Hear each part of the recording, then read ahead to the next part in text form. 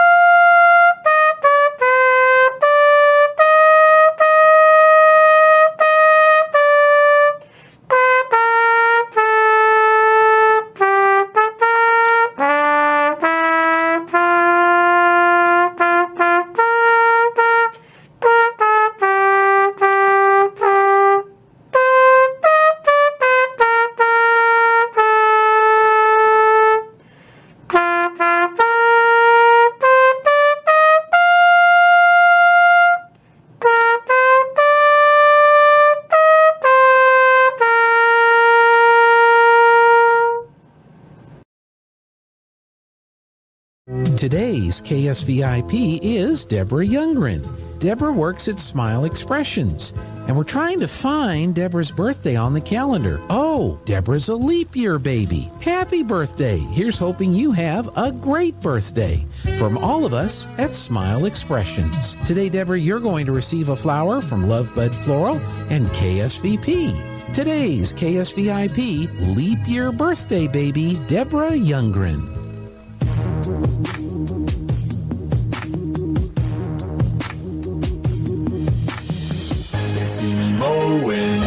My front lawn, I know they're all thinking I'm so wide and nerdy. Think I'm just too wide and nerdy. Think I'm just too wide and nerdy. Can't you see I'm wide and nerdy? Look at me, I'm wide and nerdy. I wanna roll with the gangsters, but so far they all think I'm too wide and nerdy. Think I'm just too wide and nerdy. Think I'm just too wide and nerdy. I'm just too wide and nerdy. Really wide and nerdy.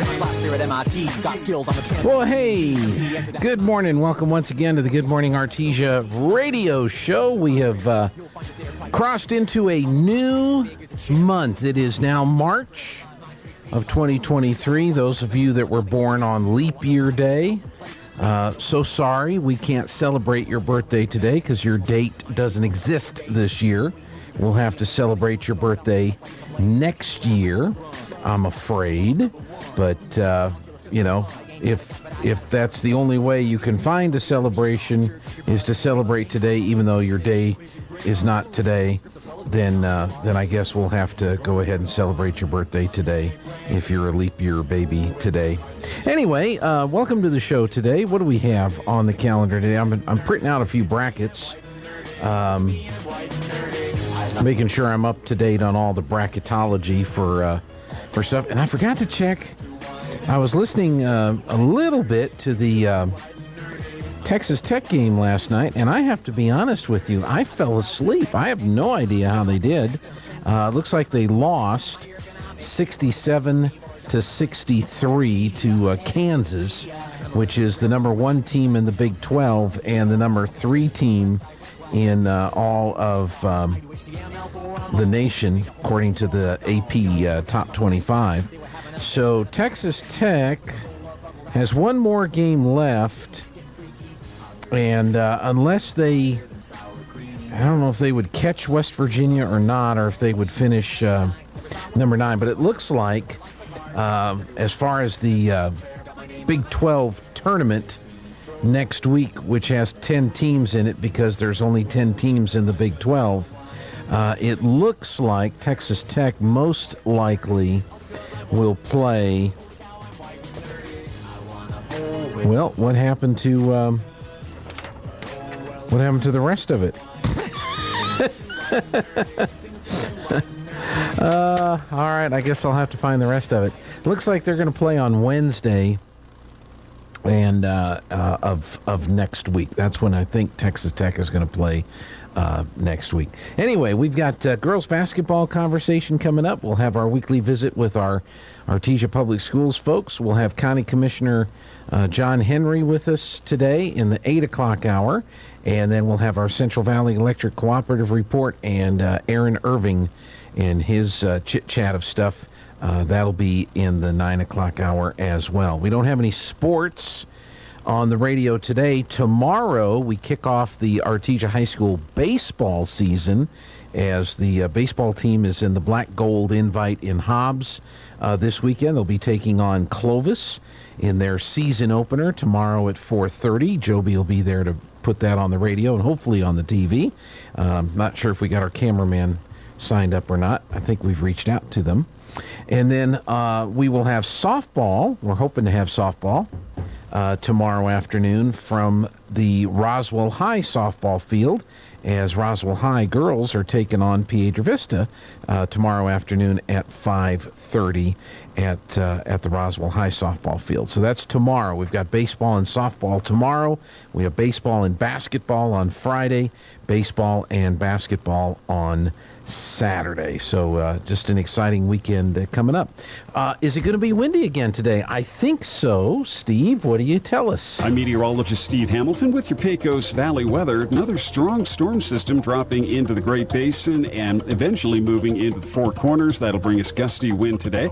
We'll have a few early clouds, but sunny this afternoon. Wind kicking up to 40 miles an hour and pretty mild. Our high today in the low 70s. Breezy upper 30s and a few clouds for the overnight hours, and then a mix of sunshine and clouds, maybe a shower on Thursday, mid-50s and very windy.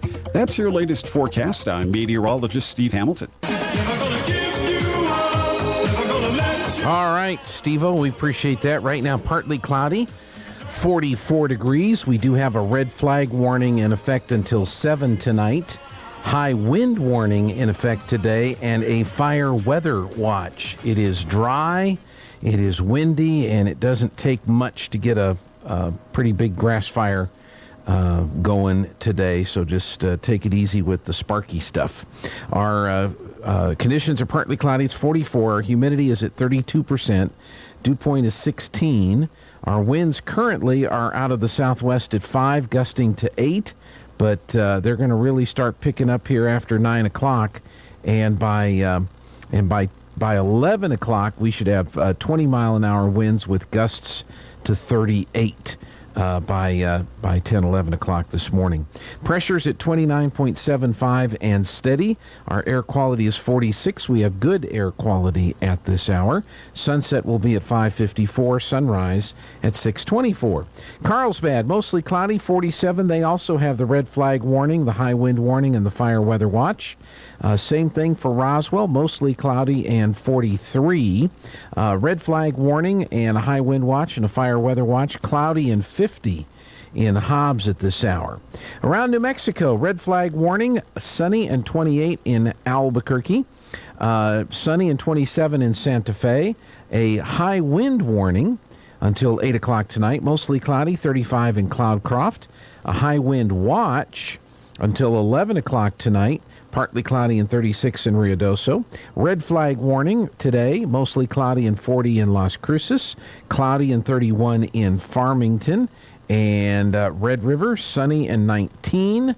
Clovis, red flag warning until 6, cloudy and 38.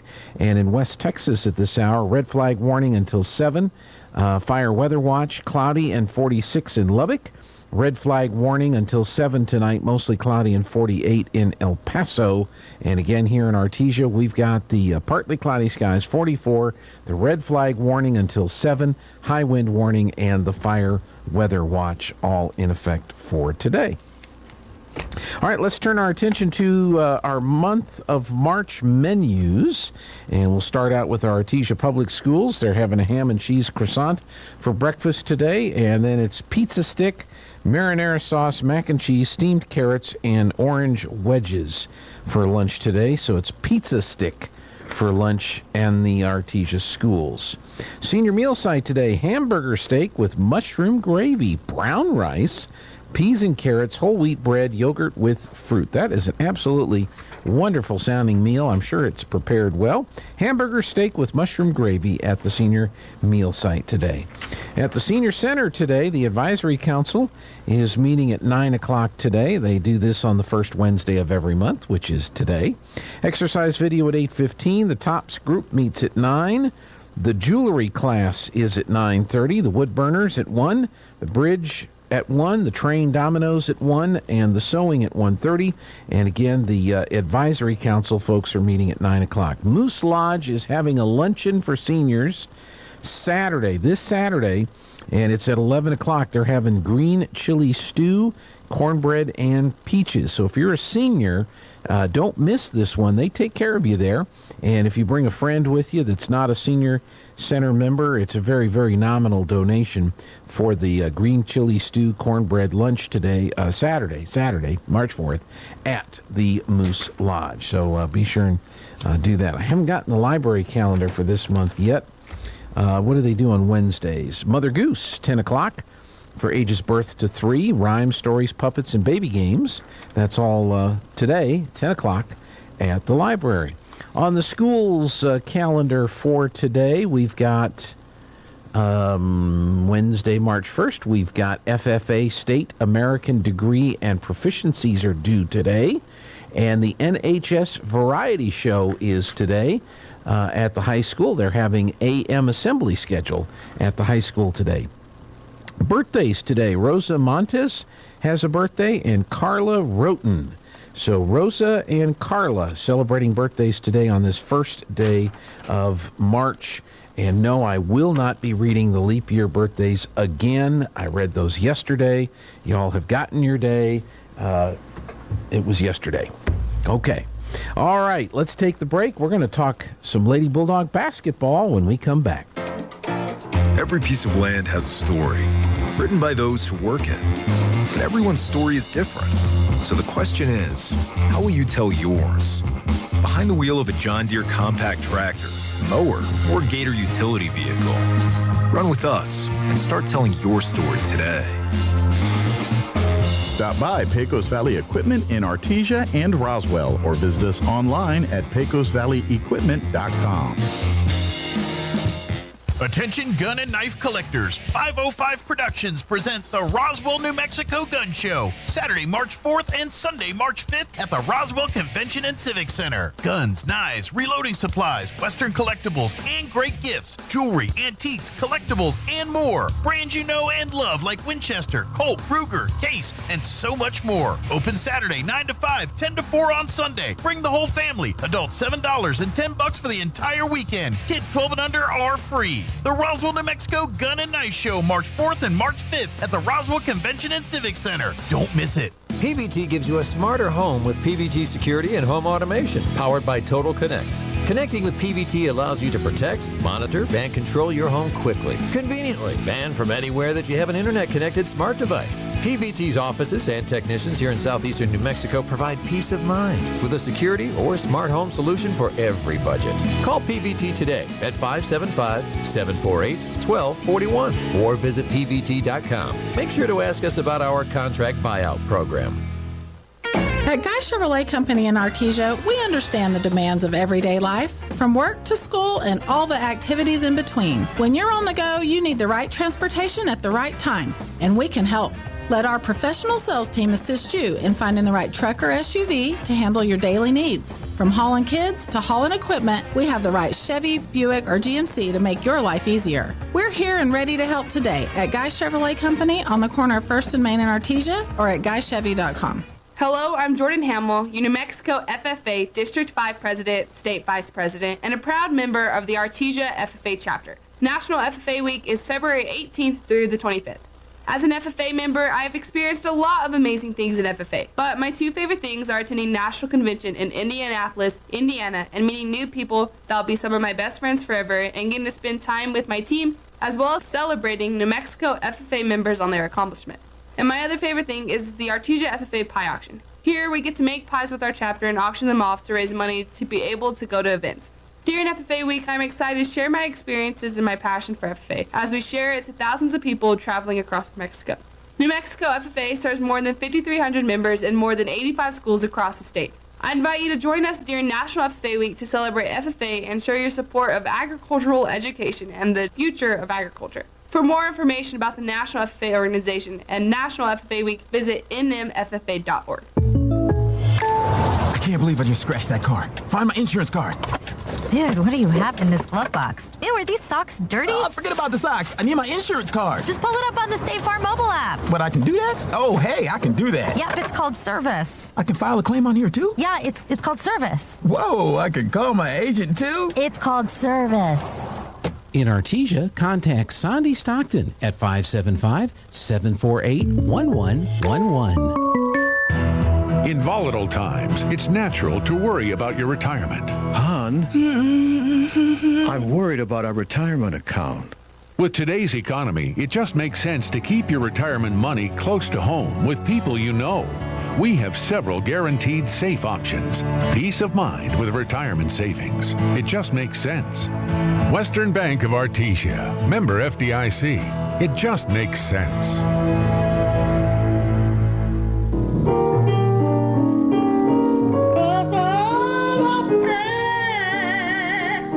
You ever hear that before?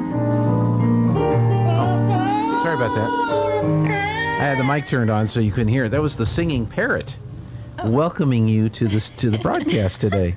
So we have the Beltran sisters, Kimber and Coda. Good morning. Good morning. And I think we know which one is which. Do you guys know which one is which? I mean, it takes us a little, but we'll figure it out. Well, that's great. Well, congratulations on the great season the team has had so far. Thank you. Yeah, looking forward into the state playoffs. Got a home game Friday night. Going to play Moriarty. What do you know about the Pintos? Well, they've played Goddard early in the season, and Goddard beat them by about 6. They don't have much size. They have one good girl. She does most of their scoring, and she can get to the basket well. But I don't think we're gonna have a problem with just one girl. So I think we'll be okay. Think we'll be okay. What did you see in the scouting report, Kimber? Well, at first we were all worried because we looked at their roster like last year and like their leading scorers and stuff and their stats, and they had this one like 6-footer, I think. She kind of matched up well with Lauren, and we had remembered playing her like last summer, I think, and she was really good. But then we found out that she actually like quit this summer or something, so we don't have to worry about her anymore, which is good. She's not the threat. No. On the team that she was last year. That'll be interesting. And they did, I guess the one common opponent was Goddard. Yes. And they lost to Goddard earlier, and I think you guys have done okay with Goddard this year. Sir. So, looking at the tournament bracket, Portales from our district made it into the tournament, and Lovington from our district made it into the tournament, so that shows our district's pretty tough. Yes, sir. So, well, tell us about last, was it Friday night? You guys beat yes. Portales in the district tournament championship, so you got another round of medals? Yes, we did. So that's 2 this year, right? Yes, sir. Well, that's pretty exciting. What was that like? I mean, did you ever doubt that you were going to win that game, or it was pretty certain you guys had it handled? Well, I mean, we didn't have Lauren for that game because she had twisted her ankle, and so I think that was kind of all like a something in the back of our mind that we were a little worried about. But I think at the end of the day, we all knew that we were the better team in all 5 spots compared to them. So you win that game, you get the number 5 seed. Were you pleased with that? I think we're really pleased. I think we were pleased to even be in the tournament at all. So Did you guys have a watch party? We did. It was at the pit, and we went with the boys too, and there was quite a bit of people there, and yeah, wow. It was pretty cool. They had it up on the big screen, I guess. Yes, okay. Sir. Did they have food? Yes. What did they have for you guys? Do you remember? We had enchiladas. Yeah, we had enchiladas. Well, that's good. Mm-hmm. Enchiladas. Watch JP on the big screen there. Mm-hmm. You know, he was in a movie. Really? Yeah, he was in Independence Day Resurgence. Do you remember that? Do you ever see that movie? I know the name. I know Independence Day, but I don't think I've ever seen it. Yeah, he had a brief cameo, if you will. He played a TV reporter. Imagine that. Imagine that.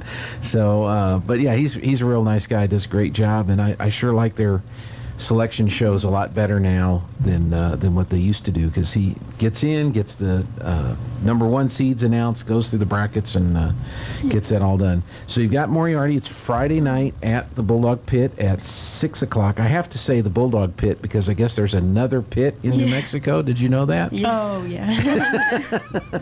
So have either one of you had a chance to either watch a game or be in a game at the pit in Albuquerque? No, sir. No? So you kind of looking forward to that opportunity? Yes. Yeah, that's a big place.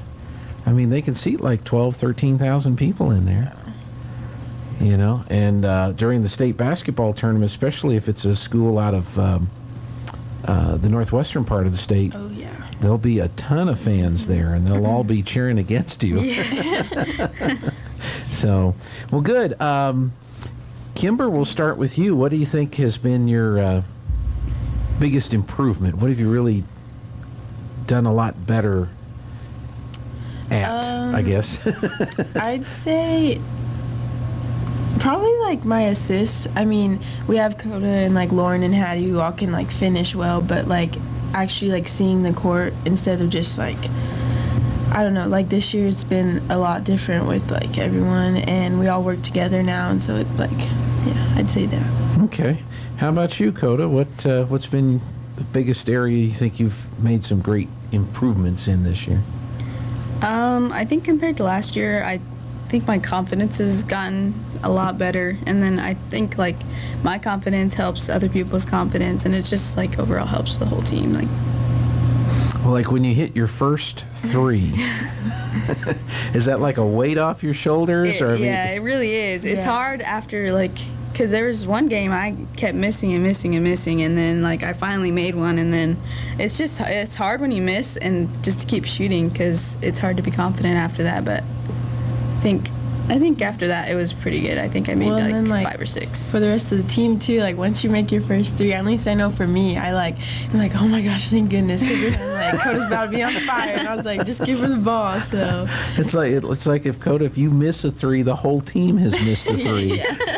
And when you make a 3, the whole team has made a 3. So that's pretty cool. Yes, sir. Do that. Are you close to any personal records with the 3s, or do you probably don't even pay any attention to that? Well, I already beat in a game, 3s in a game, and then I think I've already beat the in a season this year. So okay, yes. Just keep setting those records, setting it so high that it'll be years before somebody comes along and breaks those. Let's see. After so you're a senior, Coda. Yes. And have you thought about? I know I've asked you this before, and I don't know if your decision has changed or if you're still kind of. Well, I got another offer, I guess, from Sol Ross in Alpine, Texas, and it's a smaller school. They're D3, but they're actually going to move up a conference in a couple, like in 1 or 2 years. So, and that was for basketball. So. We went and visited, and it was super nice. And it was a smaller school, only about 1,000 students, but it was super nice. And it was just like one of, like, kind of like Artesia, like a small town, like everyone knows everyone, and it was like a cool experience, kind of like a movie. It felt like a movie. And so I don't know. I've been thinking about going there, and then I think over this spring break we're gonna go visit Fort Lewis, and that's in Durango, Colorado. Okay. Which is just to go, just because I really like Durango, and it'll be a fun experience. So. Sure. Now, would that be for basketball or volleyball? No, it would just be to go. Just to go to college? Okay. Yes, sir. But you might play basketball in Alpine, Texas. Yes. kind of weighing those options. Yes. And all that. Well, that's pretty cool. Kimber, are you going to follow her where she goes after you graduate in a year, or are you gonna say thank goodness she's gone? I don't know. It just depends, I guess. I honestly have no clue, but as of right now, I'd probably follow her. Okay, well that'll be interesting. You're probably thinking, boy, I'm glad to get away finally. Not from her. I Maybe from town, right? Yeah. Well, everybody goes through all of that. Yes. So what's been the practice been preparing for Moriarty this week? You had some good practices? Lots and lots of shots. Just kind of up and down a lot, and just a lot of shooting drills and finishing, stuff like that. Okay. And then when you win on Friday, and I know you can't look past Friday, but you do get to go to Albuquerque for a couple of, am I reading that right? Is that 8 a.m. games? Yes. Well, that's going to mess with the routine a little bit, isn't it? Well, we all have weights at 7 in the morning, so we're used to getting up kind of early. So I don't think we struggle too bad, but I think we're gonna have practice tomorrow at 6:30. So okay, just to get in the swing of things. Well, you might get to see Hope Christian again, because you obviously got to take care of business Friday night, but either Hope Christian or Lovington next week. So that'll be good. All right. So after basketball is over with, what's next for Kimber and Coda? Track. Yes, sir. Okay. What are you going to be doing on the track team? Shot put and discus. Shot put and discus. How about you, Coda? Javelin. So you continue to throw things. Yes, exactly. Can't just run, can't jump. You gotta be throwing things. So that's pretty good. You were on the track team last year? Yes. Did you guys have state qualifying time or throws or numbers last year? Mm-hmm. Okay. What do you got to do this year to make sure you're in the state track meet? I think. Well, you just have to get first or second in district. But I think my qualifying, for me, it's like 108, which isn't super far. But if you want to win at state level, what do you need to get to, do you probably think? Like 115 to 120, something around there. Okay. How about in the discus or the shot put, Kimber, what do you got to get to? Well, discus is 99.1, I believe. And then shot put is 33 something, 33.4, I think. Something like that. But state winning marks are probably, for discus, around like, I think last year the girl who won it threw like 105, I think. And then shot put, I think Lauren won with 30. It was only like a 33. Like she didn't. She performed obviously very well, but like not her best throw, I guess. So. And that got up there. Well, when do you get to start practicing that? You're not thinking about anything other than basketball right now. So. I feel like it just depends on how we do at state. Like if we like come home and I don't know, we have a party or something. Well, you gotta have a party. Yeah. That goes without saying, right? Mm-hmm. So, what, Coda? What have you really enjoyed most about this season so far? Honestly, just like the team and the atmosphere, like in practice and during games. Like we have a really good team with a lot of good team chemistry, and I think we all like really enjoy each other's company. So it's just nice to have that kind of team because you enjoy going to practice and you enjoy playing just in general. That's great, Kimber. What's been most enjoyable about the experience this year so far? I'd say the same thing for her, and her and Audrey do a good job at like setting an example for the younger girls like Kaylee and Jenna, and even at weights like we have all the freshmen with us, and like all of us together. I think we show a good example like for next year and years to come. So excellent, and I don't think Coach Hodling's hair's gotten any grayer this year. It has not. It's at the same level. He actually enjoys us this year. It's nice when we win. Well, that goes without saying. Yeah, the fans come out, and has the student section done anything that surprised you this year, or have they been pretty good? Well, we've had one. Every once in a while, we have one.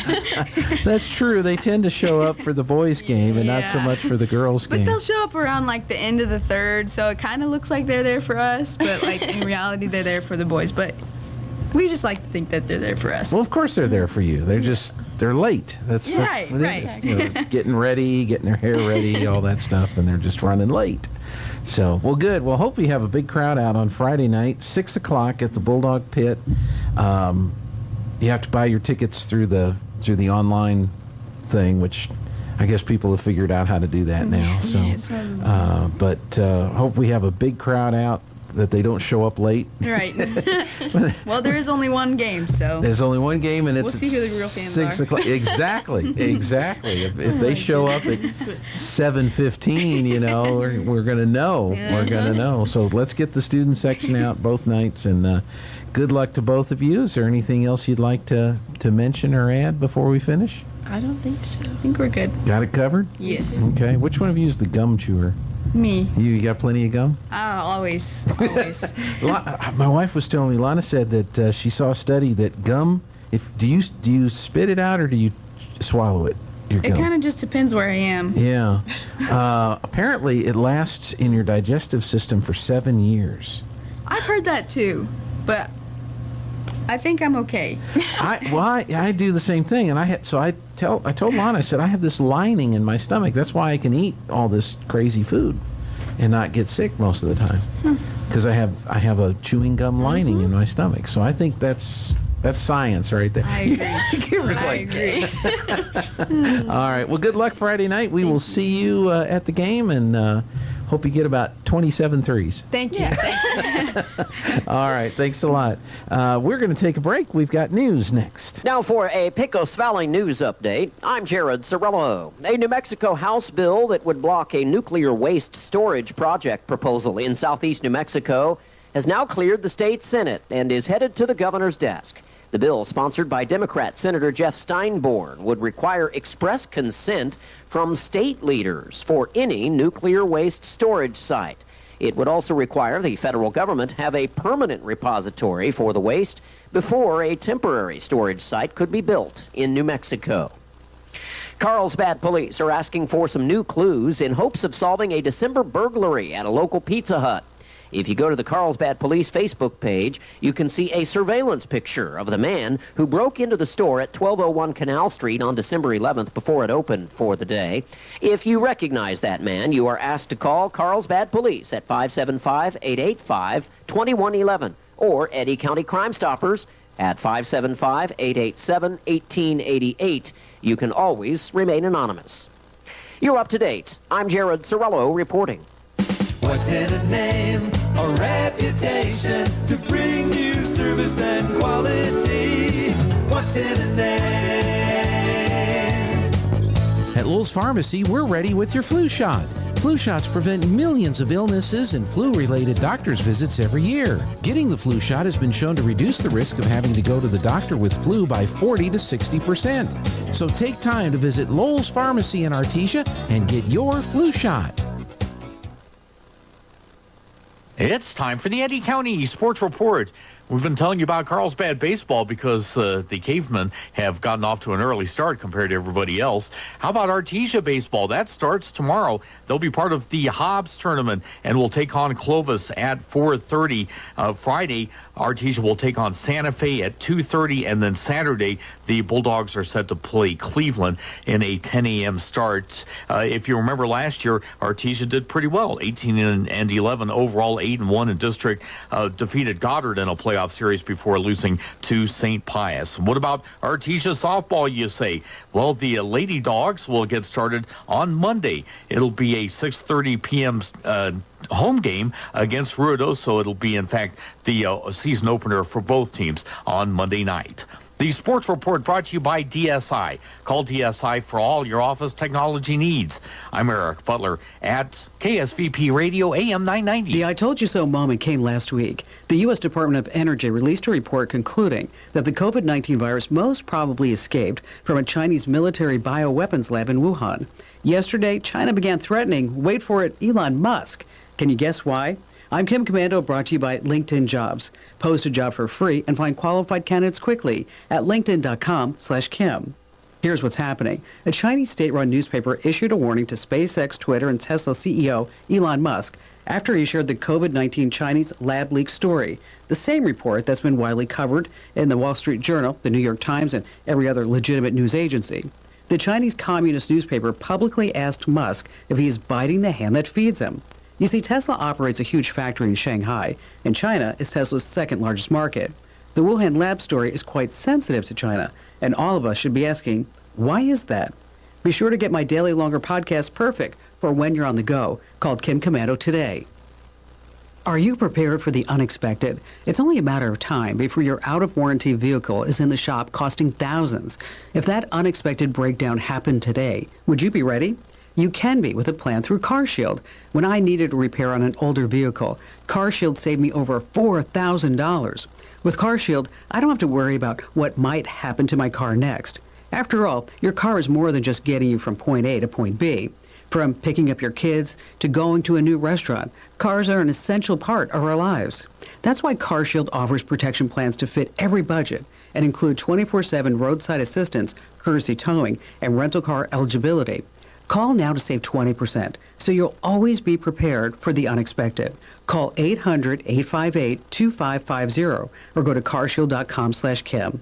That's 800-858-2550 or visit carshield.com/Kim to save 20% today. That's carshield.com/Kim. Turpinning & Son Mortuary of Artesia presents a listing of today's obituaries. We do not have any new announcements to share with you, but we do have this reminder that funeral services are at 10 o'clock this morning at Our Lady of Grace Catholic Church for Carmen Alicia Torres Aguilar, who passed away on February 21st at the age of 70. A rosary will be at 9:30 this morning at Our Lady of Grace Church. Burial will follow in San Marcos Cemetery later today.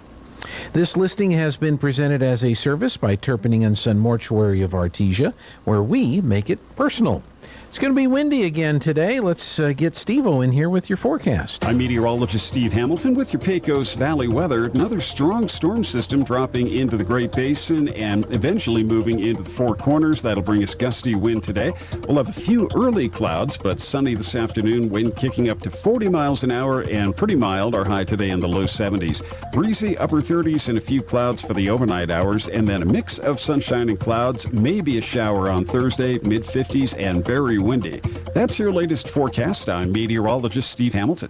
All right, Steve-O, right now, mostly cloudy, 47 degrees in Artesia. We have a red flag warning until 7, a high wind warning, and a fire weather watch. All today to worry about. Mostly cloudy, 47 degrees. Our humidity is already down to 28%. The dew point is 16. Our winds currently are out of the southwest at 5, gusting to 9.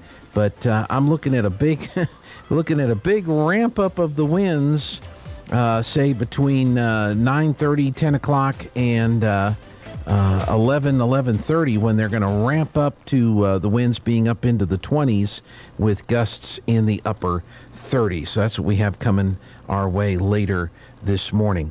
Carlsbad, mostly cloudy and 50. 45 in Roswell, cloudy and 52 in Hobbs.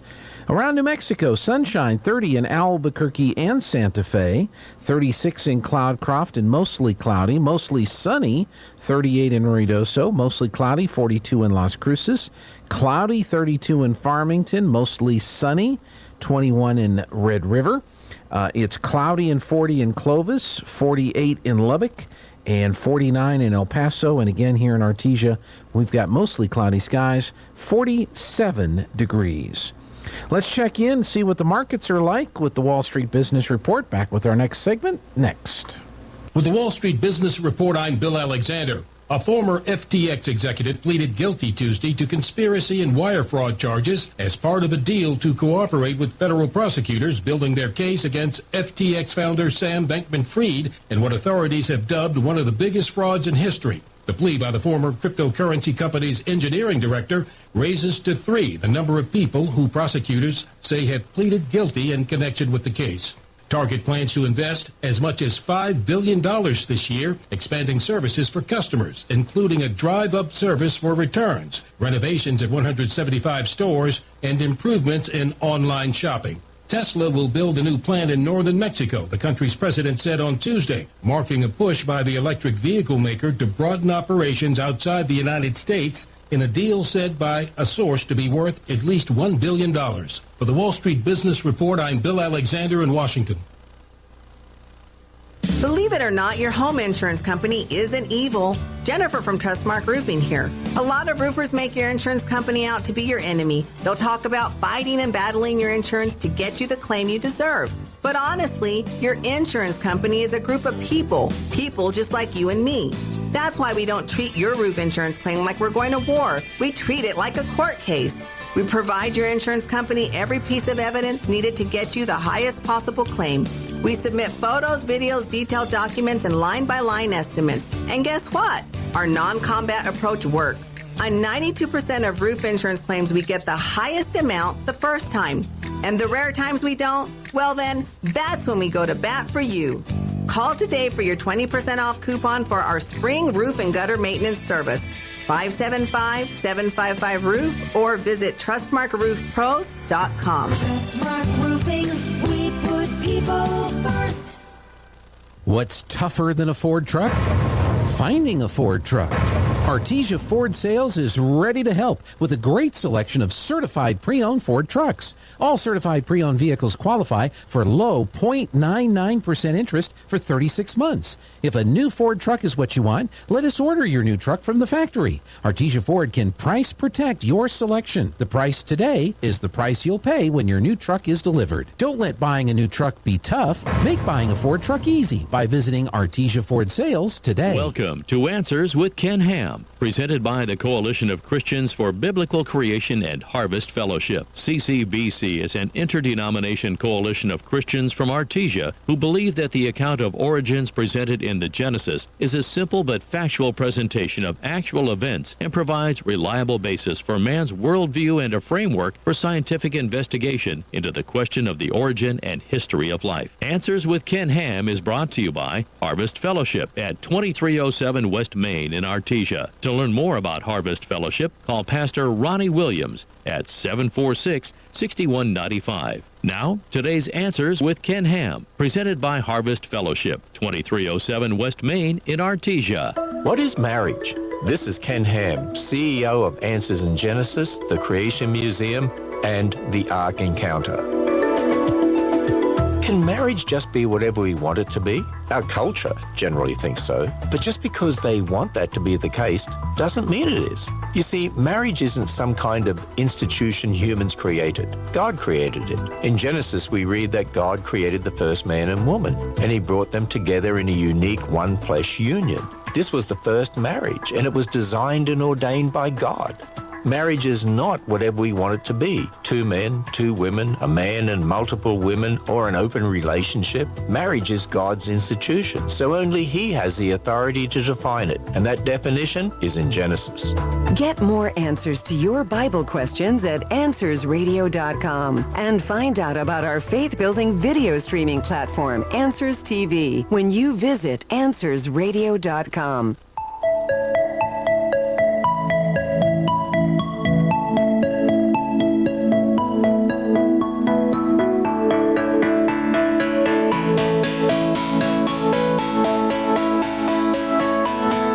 Welcome back on the Good Morning Artesia radio shows. We're getting ready for our final segment of this hour. It's Artesia Public Schools, and we're putting a cap, a cherry on top, the blowing out the candle. What do we want to say about CTE month that we've been talking about? Eric Greer is with us, principal at Artesia High School. Yes, hello, Gene. How are you today? Doing well. Thank you. Good. We're, of course, kind of excited about basketball. Very excited. Absolutely. I saw that you had the Beltran sisters in here. I was making faces at them through the window, but I only got Coda to look and not Kimber. Well, just make sure you have plenty of chewing gum for Coda. She chews a lot of chewing gum while she's practicing, she does. hitting those threes and all that good stuff. Well, who'd you bring with you today? Well, today we're going to wrap up our CTE segment. We have Scott Keemley. He is our instructor of digital media, and then Deborah Zuniga, who is our instructor of nursing. And both of these programs are dual credit programs through Southeast New Mexico College, and there are only 2 instructors on campus that are not paid by APS. They're actually employees of Southeast New Mexico College, and but we have a wonderful partnership with that college, and we provide the space and students for them to instruct them, and they get a paycheck from them. So, but we treat them just like they're ours. We expect nothing less from them, and they certainly come through and perform wonderfully. Mr. Keemley, this is his first year with us, and he has just done a tremendous job with this program. And in fact, I kind of cornered him earlier in the week. The other day, I said, Mr. Keemley, you're doing a fantastic job, and this is where this is what I want for next year. And you know, just a lot of our students are doing a wonderful job in this classroom. But you know, we have a video board at the bowl and at the pit, and I'd really love to see his class kind of take charge of that and do some great things with it. And he's excited about moving in that direction. And you know, next year ideally would be a transition year. And with the Building 1, the CTE Building 1, Mr. Keemley is going to be part of the first crew that gets to benefit from Phase 1. He's going to have a wonderful setup in that Building 1, and so we're excited about what's to come with that program. Ms. Zuniga, she's going to have to wait a little longer. The phase, she's going to have an absolute wonderful space to work in as well. But and unfortunately for her, she's going to have to wait till Phase 3 is done to benefit from it. Just the way it worked out, but we're very excited. Ms. Zuniga has been with us for many years. 17 years. And you're still making her wait another few years? I know it. I keep telling him I may not be here by then. Well, I mean, seniority she keeps here, telling right? me that, but I certainly hope that she is, because she's done just an outstanding job with our nursing program, and you know, we have a lot of students that who go into nursing after they leave high school. So you've heard enough from me. I'm going to go ahead and just turn it over and let you ask them questions so they can promote their own program. Well, excellent. Well, we'll start with Deborah, since you have to wait the longest for the new facility. For the new facility? Yeah, since both of you are basically working for the college in Carlsbad, are you required to wear Carlsbad blue in Artesia? Or absolutely not. I'll chime in on that one. when on Artesia campus, I'm all Bulldog. Well, that's a qualifier there. Yeah. On the campus, so we don't want to find out when she goes, do you live in Artesia? Not only that, Gene, but you know, she's got a vested interest in the basketball program, primarily the girls' basketball program. Yeah. With Jeff Otling being my son-in-law. There you go. So that is another reason why you have to be a Bulldog fan and all that. And you know my husband Richard. Sure. Oh yeah. Well, let's talk about the nursing program, because that is such a huge field, and there's such a demand for nurses, especially after the last couple of years with the pandemic and everything. So New Mexico alone is down 6,500 nurses. Wow. Just in New Mexico. That's a lot. And for a population just over 2.2 million, that's a pretty big percentage. So what do you get to do with the students that are in your program? Are you getting started in nursing career? Yes, if they do their junior year with me, they get a total of 12 college credits. They take 4 different courses: medical terminology, they take pharmacology, they take advanced medical terminology, and it's a new course, legal and ethical in the medical field. And so that kind of gives them an idea if they don't want to be a nurse but want to go into the medical field. All of those are very useful. Their senior year, we teach pathology, which is all about the different diseases that you would see as a nurse or anything in the medical field. We also teach CPR, and then we have certified nursing assistant. And these days, to go to college, to go into the nursing program, they're requiring that you have CNA. Okay. In the past, they didn't, and it was good. It was good to know what a CNA does, because a nurse basically has to tell the CNAs what to do, and if your CNA doesn't show up, then the nurse is the one doing that job. So it's been valuable, but it's even more valuable now because it's required for nursing school.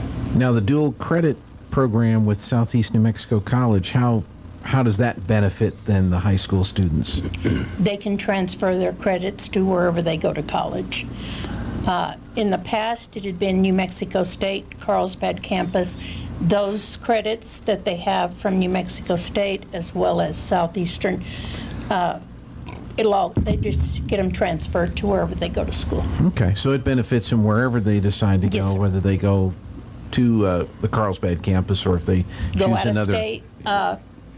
They carry more weight in New Mexico and Texas than maybe further out. Mhm. But it's like I tell my students, I have a map on the board at school. Almost 3/4 of the states in the United States recognize New Mexico nursing license because we're a compact state, so I could go to Texas tomorrow and work as a nurse without having to do anything as far as changing Yeah. my license or anything. Well, that's such an advantage. It is. For traveling nurses especially. Yeah. They can go everywhere and just use their RN license that they got through New Mexico. What an advantage to be able to go into that program. Scott, talk about now. This is your first year. How did you Yes, wind sir. up in Artesia? Well,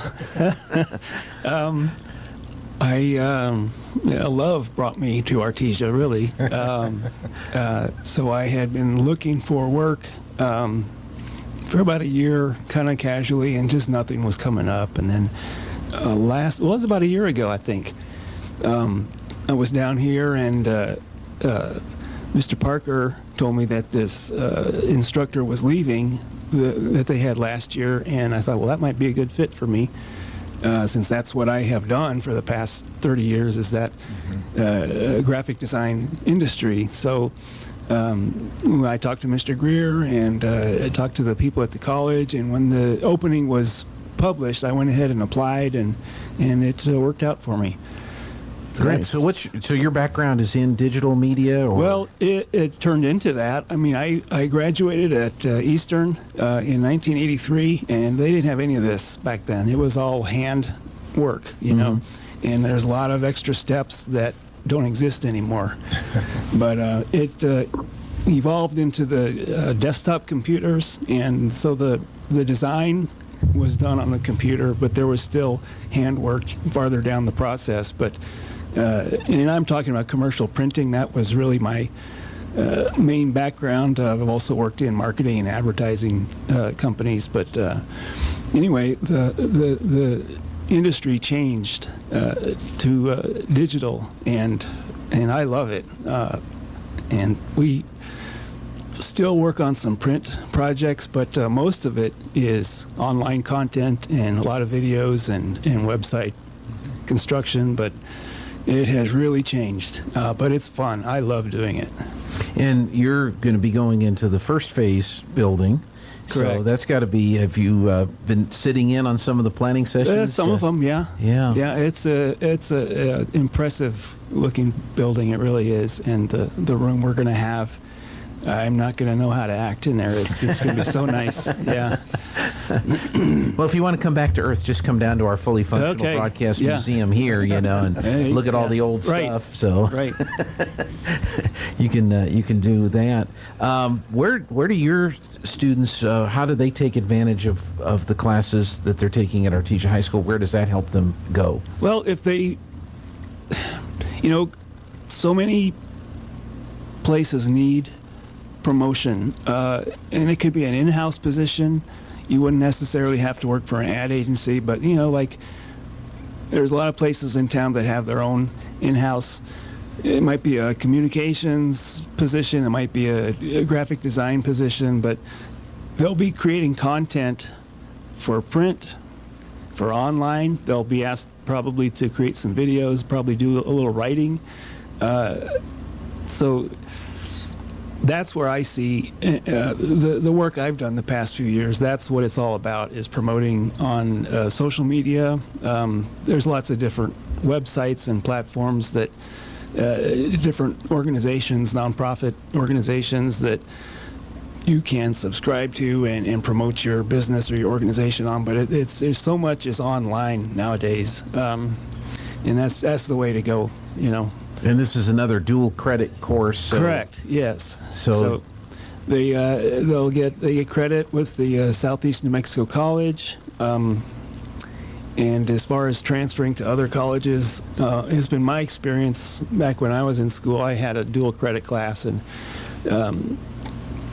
hopefully where they're going to will accept the credits. But the kids seem to really enjoy it, and I love my students, and it's been a lot of fun. And seeing the creativity blossom, you know, in some of the students has been the best part for me, you know. That's fantastic. And some of your students are actually helping us out with camera work at the ball games that we're producing. I have 3 students that are helping KSVP with the record the basketball games. But we've also produced some content. We've done some logo designs for the science partnership. We've done a logo design for the PTO at Central Elementary, and we've let's see. My video class, we created some of the hype videos for the girls and boys varsity basketball games that they play on the Jumbotron. And that's, for me, that's the thrill to see the students work up there on the Jumbotron. And it's awesome, I think. Yeah. No, it is some really impressive stuff, and glad that they're able to showcase that. Yeah. Another example, Mr. Greer, of not just college direction, but also career direction that students at Artesia High School can take advantage of. That's exactly right. You know, these, of course, these classes are dual credit, and of course, if you're going to be a nurse, for example, there's going to be some required post-secondary training, and you don't have to get a full bachelor's to be a nurse, but you know, many of them do go on to that. But the idea is to help them be productive members of society, get them a start, and even if they don't utilize the dual credit aspect after high school, the training itself, that's important. You know, the hands-on experience and workplace skills that they're getting out of it is fantastic, and that's the whole idea. Is to help them be successful for life after high school. Deborah, do you ever see your former students that are now nurses or have gone into nursing? And yes, they come back, or I hear from them, and they tell me that I gave them their start, or that's what made them decide they wanted to go into the medical field. Sure. Did any of them decide that they don't want to work on people and they decide they want to work on pets? Well, I have some that I took both juniors and seniors to the college. We did a tour, and there were people there from Covenant Hospital in Lubbock, and they were going around going, "What would you like to be?" And I think 2 people said nursing, and it was welder.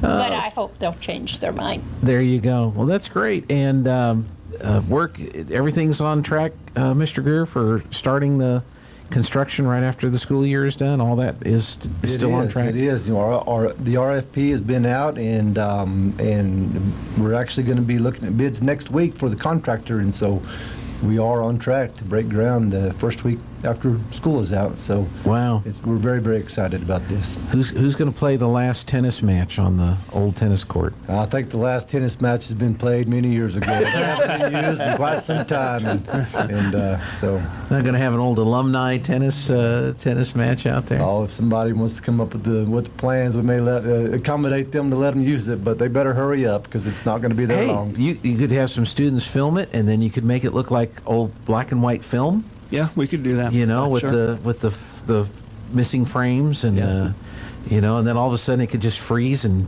melt the film, and there you go. But then we'll get close-ups of who it is, and we'll see that it's really this guy right here. Yeah, better have some incredible editing. I'm not a very good tennis player. All right. Well, thanks so much for coming in. We appreciate it. We appreciate all the work that you're doing to help the students, and I know you probably need to get back to classes or something. Eric Greer, Deborah Zuniga, and Scott Keemley, thank you so much for coming in today. Thank you, Thank you. Gene. Appreciate Thank you it. for having All right. us. We're going to Appreciate finish. you having us. Oh, we love doing it. Thank you. Was hiring. Supervisory Federal Air Marshal Danielle Kokuza says they're especially looking for women air marshals. Assistant Special Agent Daniel Brown says not everyone is cut out to be an air marshal. We are the last line of defense. We want to make sure that we get the very best of the best. Air Marshal candidates must have excellent eyesight and handgun sharpshooting skills and must be able to blend in on a crowded airplane 30,000 feet in the sky. I'm Ed Donahue. Puerto Rico's government is closing the U.S. territory's only zoo. The closure of the 45-acre zoo coincides with a federal investigation of allegations of animal mistreatment. More on these stories at townhall.com. Today's KSVIP is Deborah Youngren. Deborah works at Smile Expressions, and we're trying to find Deborah's birthday on the calendar. Oh, Deborah's a leap year baby. Happy birthday. Here's hoping you have a great birthday from all of us at Smile Expressions. Today, Deborah, you're going to receive a flower from Lovebud Floral and KSVP. Today's KSVIP leap year birthday baby, Deborah Youngren.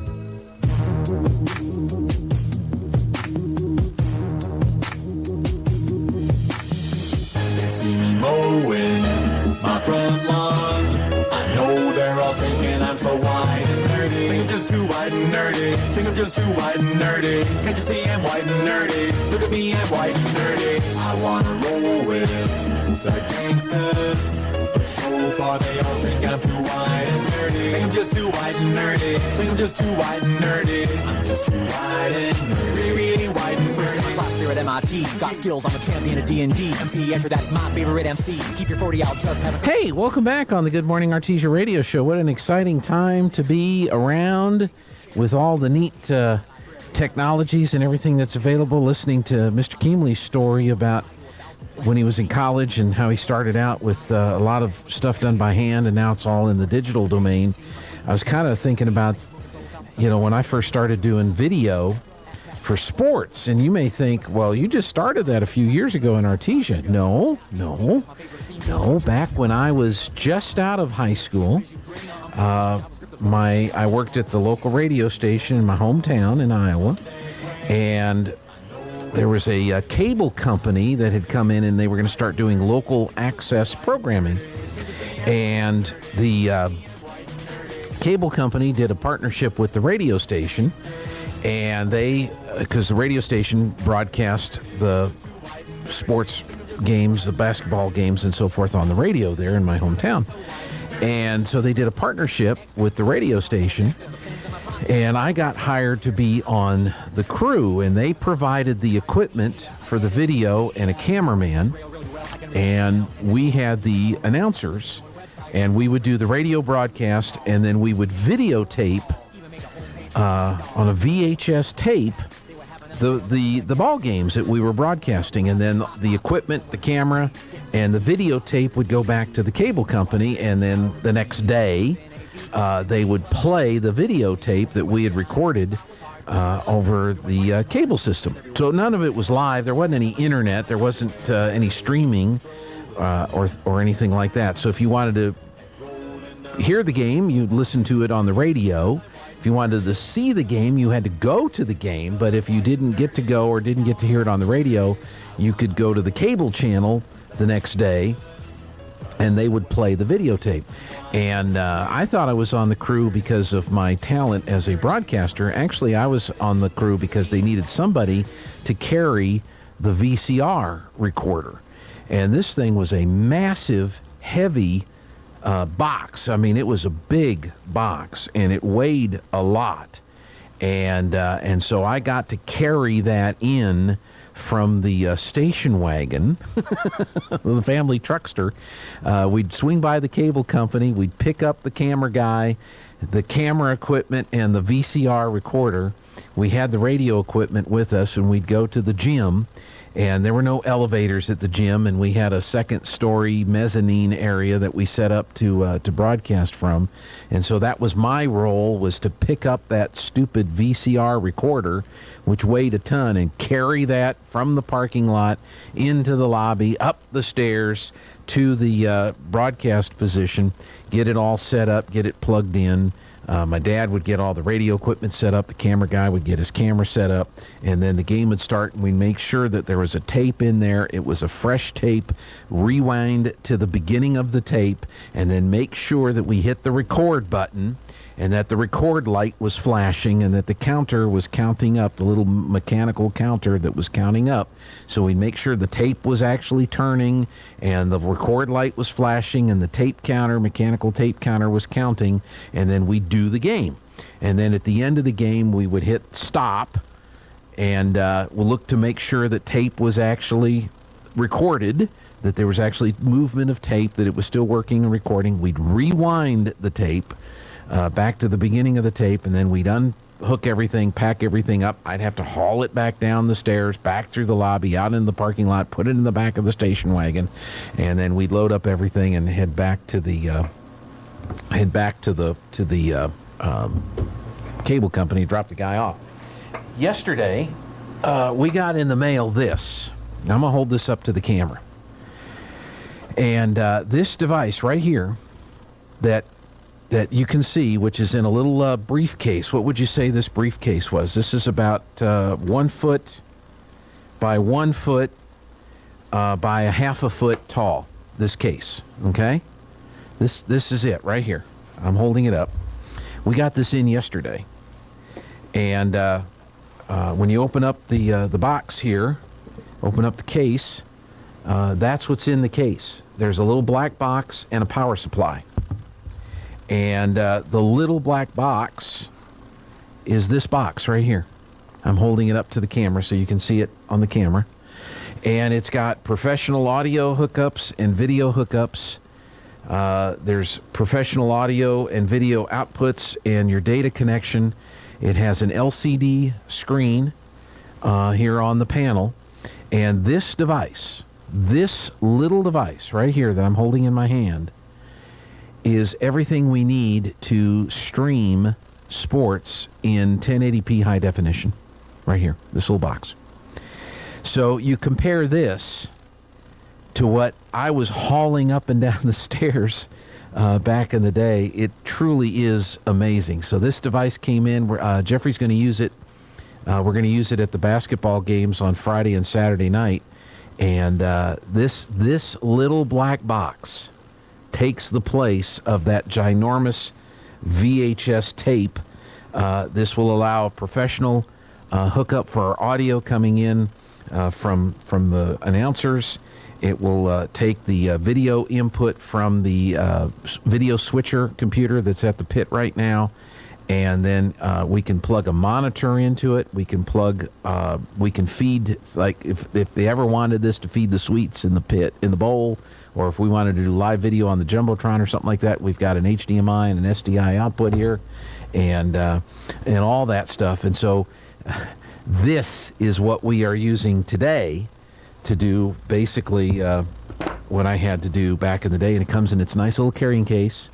And so this is what I would carry up the stairs, this right here. And truly is amazing how the technology has changed.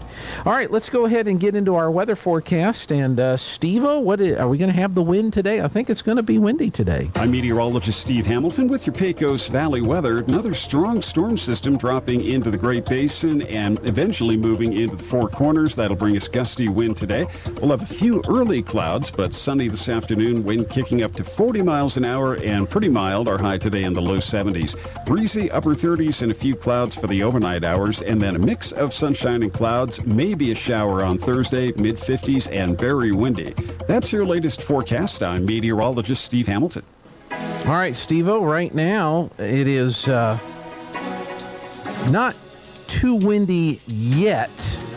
Mostly cloudy, 51 degrees in Artesia. We have a red flag warning until 7. high wind warning and a fire weather watch. It's extremely dry. Humidity's already down to 25%. The dew point is 16 degrees. Our winds currently are out of the southwest at 6, gusting to 12. But within the next 2 to 3 hours, look for that wind to kick up. By 12 o'clock today, we should have 23 mile per hour winds and 39 mile an hour gusts by noon today. Our pressure's at 29.80 and rising. Our air quality is 46. We have good air quality. Sunset will be at 5:54. Sunrise will be at 6:24. Mostly cloudy, 53 in Carlsbad, 47 in Roswell. Cloudy, 54 in Hobbs. Around New Mexico, sunshine, 33 in Albuquerque, 32 in Santa Fe. Windy, 37 in Cloudcroft. Sunny and 40 in Ruidoso. Las Cruces checking in, mostly cloudy, 45. Farmington, cloudy and 33. Red River, mostly sunny and 22. Clovis, cloudy and 43. And in West Texas, they've got the high wind warnings and the red flag warnings. Cloudy and 50 in Lubbock. Cloudy and 51 in El Paso. And again here in Artesia, mostly cloudy skies, 51 degrees. County Commissioner report next on Good Morning Artesia. The NMAA state basketball playoffs are finally here, and KSVP AM and FM and KSVPTV.com are your home for all things Bulldog basketball. It all starts this Friday at 6 p.m. as your 5-seed Lady Bulldogs square off against number 12 Moriarty. Then coming up on Saturday, your 4-seed Bulldog boys take on 13-seed Valencia at 6 p.m. on KSVP AM and FM and worldwide at KSVPTV.com. Bulldog basketball action during the NMAA state playoffs beginning Friday night at 6 p.m. on KSVP AM and FM and at KSVPTV.com. It's the big savings grocery sale at Fens Country Market in Artesia. Food Club Chunk or shredded cheese, assorted 2 for $4. Food Club Chunk Light Tuna, Water Pack Pouch, 78 cents each. Family size Velveeta shells and cheese, $5.88 each. And Craven Flavor Pizza Bites, 90 count, $6.88 each at Fens Country Market in Artesia. And right now, Coca-Cola Select Flavors 20-pack cans, $10.49 each at Fens Country Market in Artesia. There is a difference. When was the last time a bank asked you if you'd like to keep more of your money? At Artesia Credit Union, you pay yourself by avoiding big bank fees and all the corporate investors that go along with them. Let Artesia Credit Union help you achieve financial happiness. From home and auto loans to a working line of credit or sending your kids to college, membership is open to anyone who calls New Mexico home. Stop by the branch on 5th Street or log on to artesiacu.org. Artesia Credit Union, member NCUA, an equal housing lender. Pecans are a big deal here in Chaves County. We have some of the biggest orchards in the country, and lots of us have pecan trees in our yards. Hi, this is Jim Gill from Roswell Seed Company. Whether you have one pecan tree or 1,000 of them, this time of year, every pecan tree needs fertilizing. So come see us at Roswell Seed Company, and we'll get you fixed up with the right fertilizer for your pecan trees, so that next year, your nuts will be big and beautiful. And that's all I'm going to say about that. Hello, I'm Jordan Hamill, New Mexico FFA District 5 President, State Vice President, and a proud member of the Artesia FFA chapter. National FFA Week is February 18th through the 25th. As an FFA member, I have experienced a lot of amazing things in FFA, but my 2 favorite things are attending National Convention in Indianapolis, Indiana, and meeting new people that will be some of my best friends forever, and getting to spend time with my team, as well as celebrating New Mexico FFA members on their accomplishment. And my other favorite thing is the Artesia FFA Pie Auction. Here, we get to make pies with our chapter and auction them off to raise money to be able to go to events. During FFA Week, I'm excited to share my experiences and my passion for FFA as we share it to thousands of people traveling across New Mexico. New Mexico FFA serves more than 5,300 members in more than 85 schools across the state. I invite you to join us during National FFA Week to celebrate FFA and show your support of agricultural education and the future of agriculture. For more information about the National FFA organization and National FFA Week, visit nmffa.org. Are you paying too much for term life insurance? There's a tremendous price war among the major term life companies. Rates have dropped dramatically in the past 2 years. For example, a man age 45 non-tobacco user, $1 million of coverage is only $75 per month, level for the next 10 years. Or a man age 50 non-tobacco user can buy $500,000 of coverage for a monthly premium of only $110, guaranteed not to change for the next 20 years. That's right, level rates for 20 years. And if if you're a smoker, we have great rates for you as well. At the Term Lifeline, we specialize in policies of $500,000 and above. So if you're looking for new or replacement term life insurance, call right now for a free quote. Rates and availability may vary by state. Sample rate quotes are based on preferred non-tobacco underwriting exam required to qualify. 800-430-1309. 800-430-1309. 800-430-1309. That's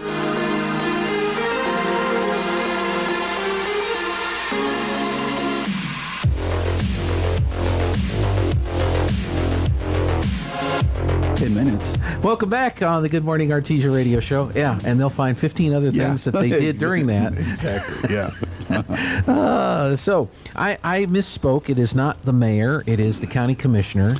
Right. And this 28 days and first of the month and everything's got me all messed up. I apologize. Mixes everything up. That's all right. Yeah. Let's see. He's got mayor of Artesia on there because that's what I said. And I'm sorry, Jeffrey. It's county commissioner John Henry. It is mayor. He's right. Yeah. So I was wrong. Now he's wrong. Now he's wrong. So it is mayor. But I'm both, so we can do whatever you want. Okay. So it's Artesia City Council met last night. We didn't meet last night, but we did have a retreat in lieu of last night. So yes, we have met. So we didn't have a meeting. Yes. Okay. All right. So you're here. Well, okay. So where was this retreat? And so we were in Cloudcroft for the retreat. It was 2 days. Obviously, I've never been to one before because this is the first time. They haven't done one in quite a while. And it was fantastic. I think when we all left there, we all left up there with the same mindset, the same mission, understanding where we're headed, what we're trying to get accomplished. So I was pretty excited. I was nervous going in. I was hoping we could get it all done, and we did.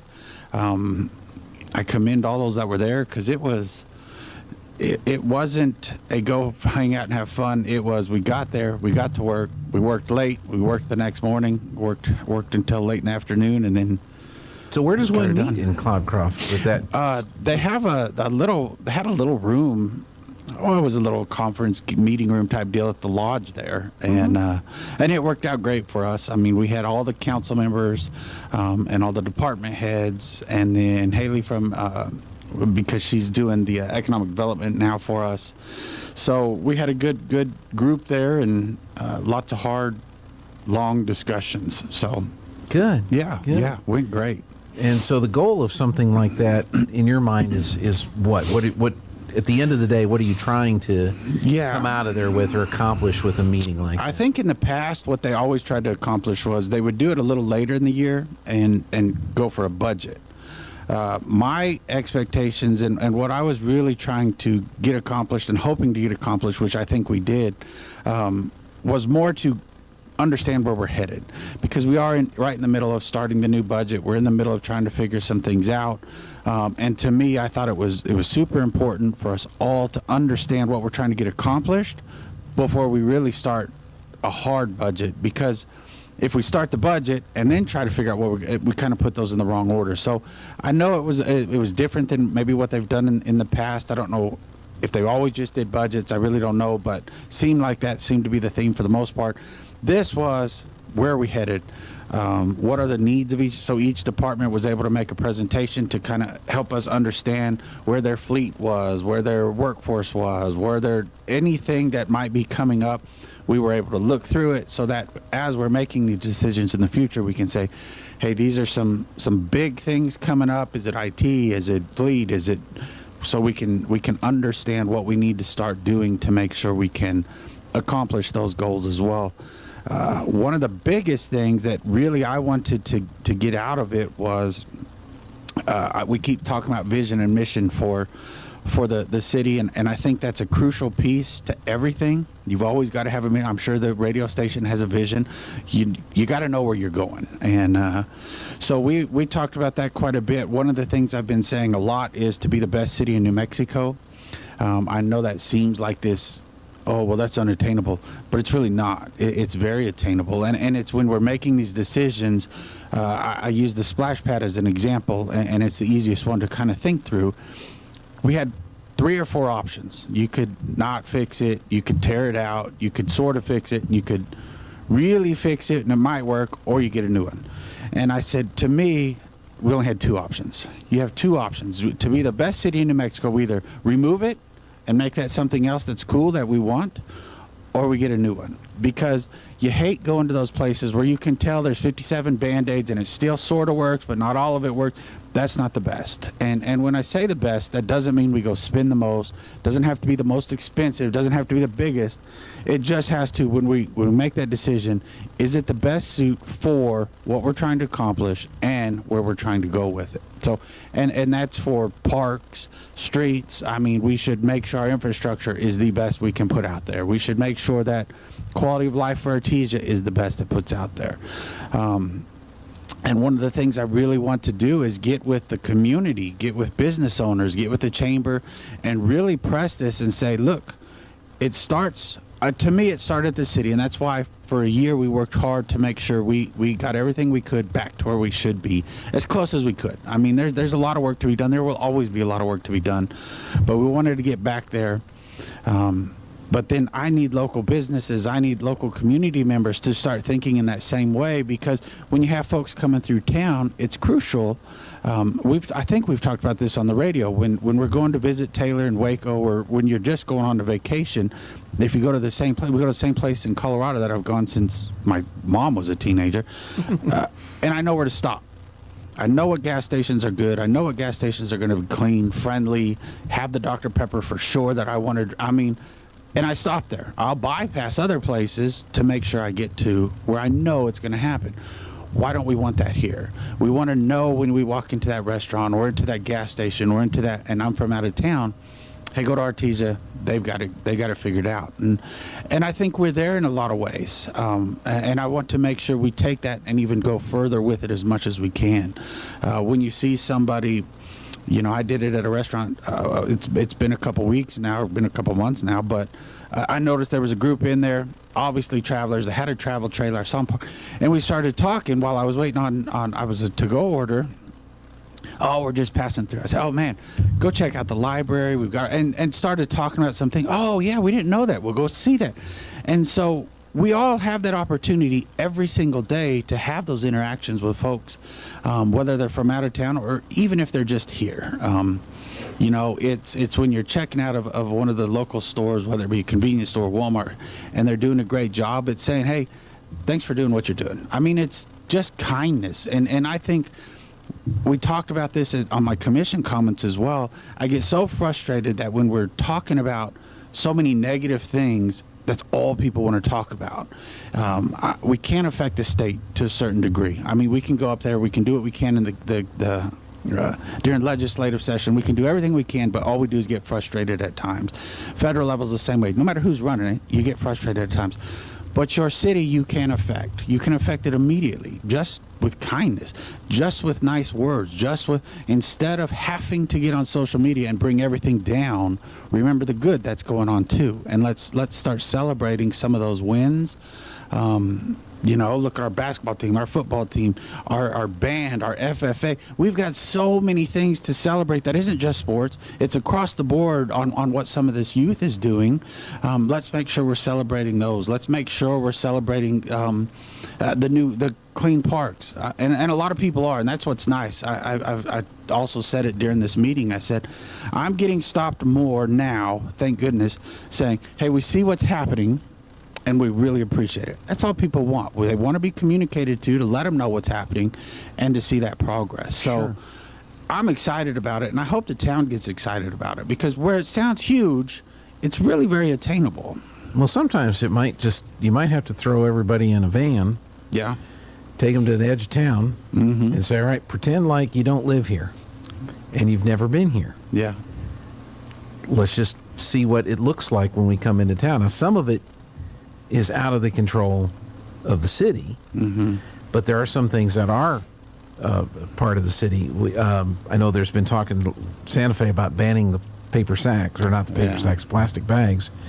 Boy, there's a bunch of them around, stuck in fences and trees and stuff like that. And, and you wonder, is somebody, if it's not city property, is somebody going to go clean that stuff up, because that's what people see when they drive into town and they come into town. And so you finally get them cornered in the restaurant and you say, oh, by the way, ignore all this other stuff. Go look at our library. And they're like, yeah, right. You know, what am I going to see at the library? Yeah. So I wonder if some of that is maybe helpful, if kind of guiding the city councilors to approve things that they may not think about otherwise. Yeah. That you might not think about when you live here, because after a while you get used to seeing it, and then it just becomes part of the landscape, and then you don't think about it from the perspective of somebody coming in town. We got a bunch of people coming into town at the end of this month, right, for the car show. Yeah. Well, it's only 30 days, but is there anything that can be done over the next 30 days to at least make everything look nice? Well, and it's what you do at hotels. Again, I know I talk about them too much, but that's just my experience of them. Your background. When we have a big group coming in, we knew what was going to happen. We would gear up to make sure it was ready for that group. Mary Kay was a huge one in Dallas that happened every year, and it was 30 days of craziness because they constantly. But we knew that. We would gear up. We would make sure we were ready for them, and I think that's why we continue to get those. So you're right. I mean, it's looking at the medians. It's looking at the whatever we can to say, okay, this is where folks are going to be. It's talking to the businesses and reminding them, hey, don't forget, car show's going to be here. Make sure you have extra whatever, or whatever that looks like. But you're 100% correct. It's trying to get ahead of these things, trying to make sure when folks, because at first, and I did mention that, I said, right as you go into City Hall, right there's the janitor's closet, and there's a dustpan and a broom. And so when you're walking into City Hall, when it's blowing 900 miles an hour, don't do it right then because it doesn't make sense. But right afterwards, there is dust, there's things. We can all sweep that up. We can all dump that and get rid of it, and make sure that first impression at City Hall is, hey, this is clean.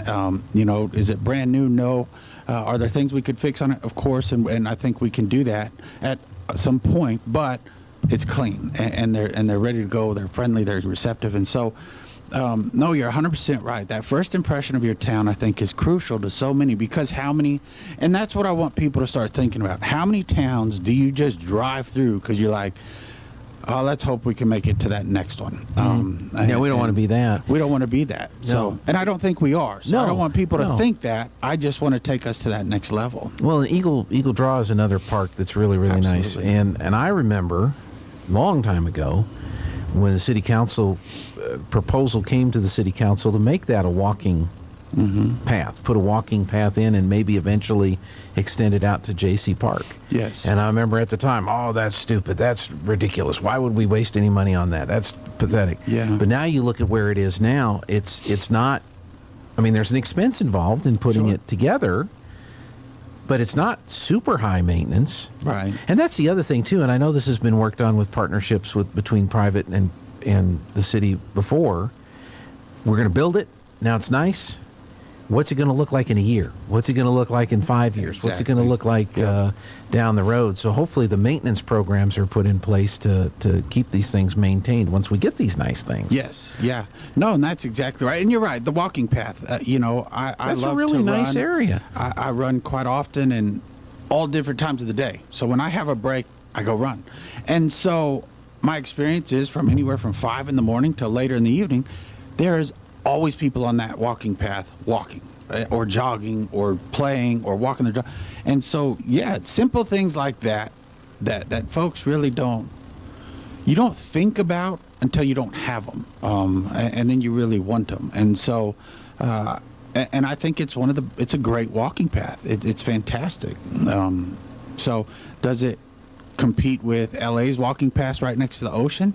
Okay, well, we don't have that view, but I do think when it rains, sometimes there's a river. So true, you could look at it that way. But no, I think we've got some amazing stuff already. And even trying to be the best doesn't mean we need to add a whole bunch of stuff. It needs to be, hey, what we have, we need to make sure is right. We need to make sure is working, operational, and kept clean and ready to go for when folks want to use it, no matter what it is. If you're turning on your water, you expect it to come on, type of deal. So, I think we've already been trying to get there. Now it's just if that's your vision, every single decision we make, how does it affect your vision? You've got to be on point with that.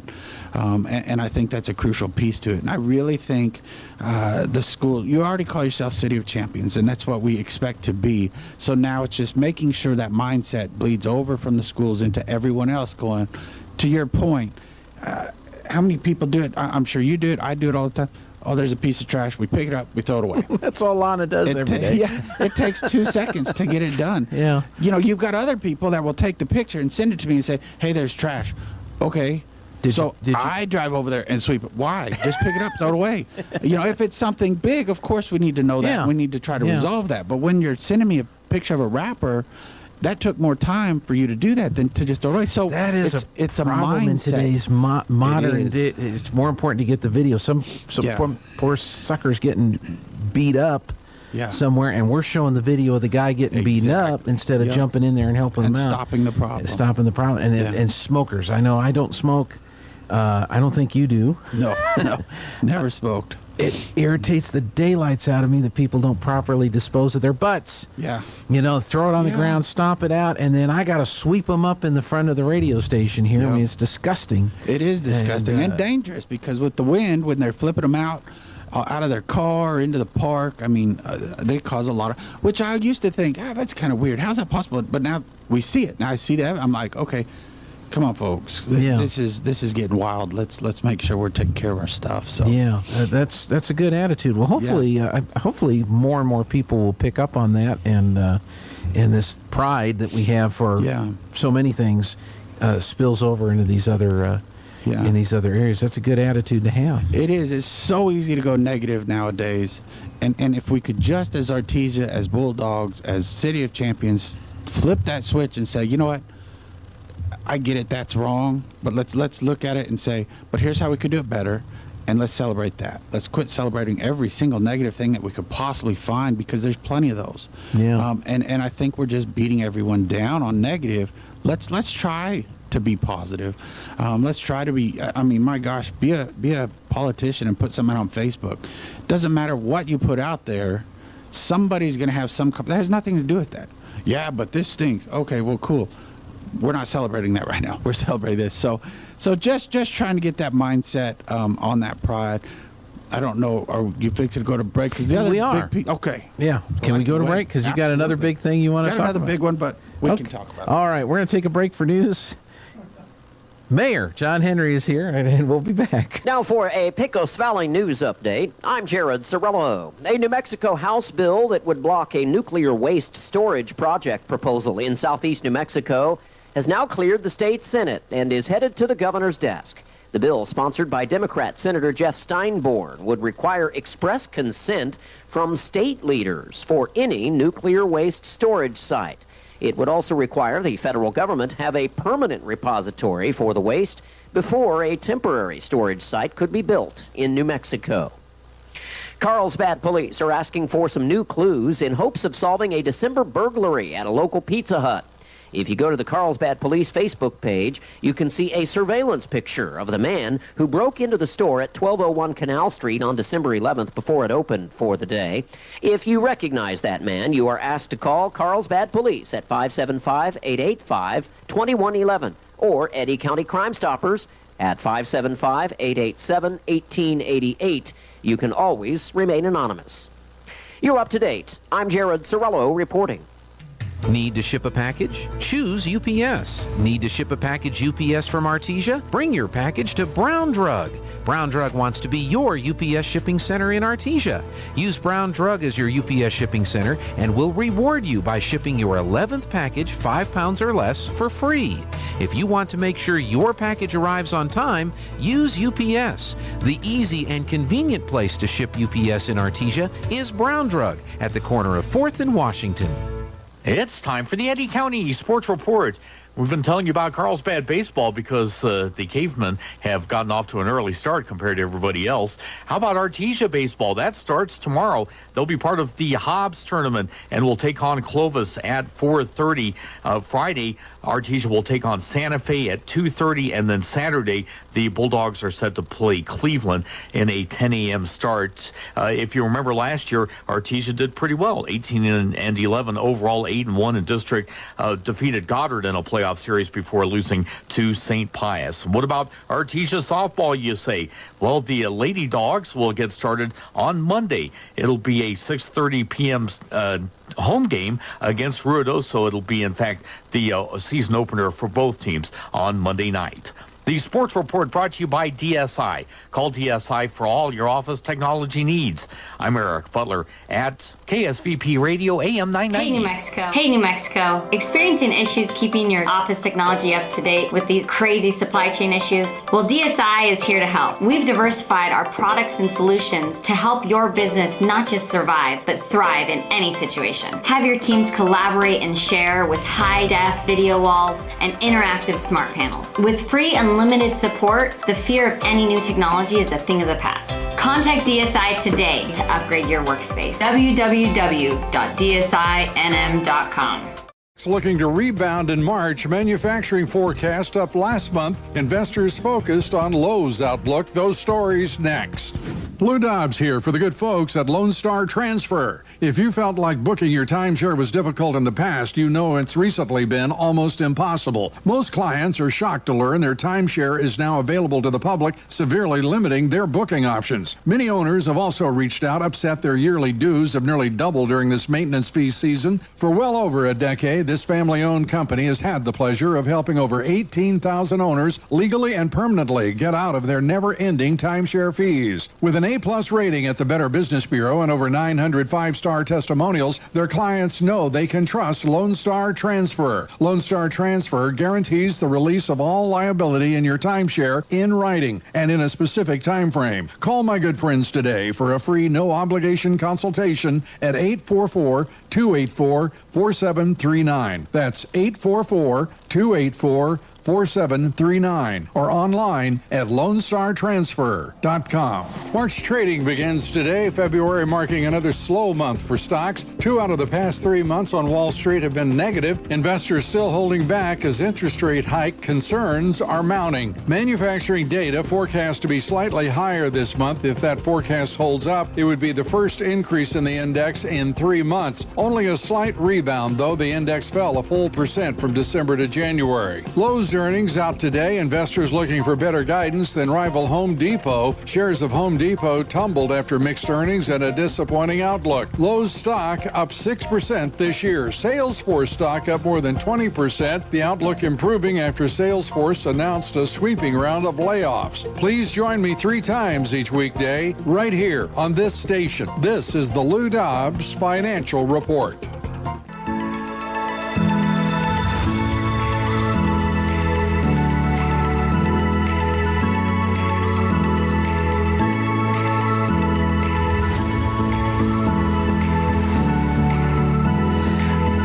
All right, thanks for that update there. Let's go ahead and take a break at our weather because it's going to be windy today. And Steve has the forecast for us. Steve, what do you know?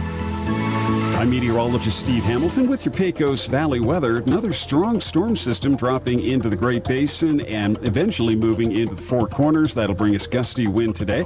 We'll have a few early clouds, but sunny this afternoon. Wind kicking up to 40 miles an hour and pretty mild. Our high today in the low 70s. Breezy upper 30s and a few clouds for the overnight hours. And then a mix of sunshine and clouds. Maybe a shower on Thursday, mid 50s and very windy. That's your latest forecast. I'm meteorologist Steve Hamilton.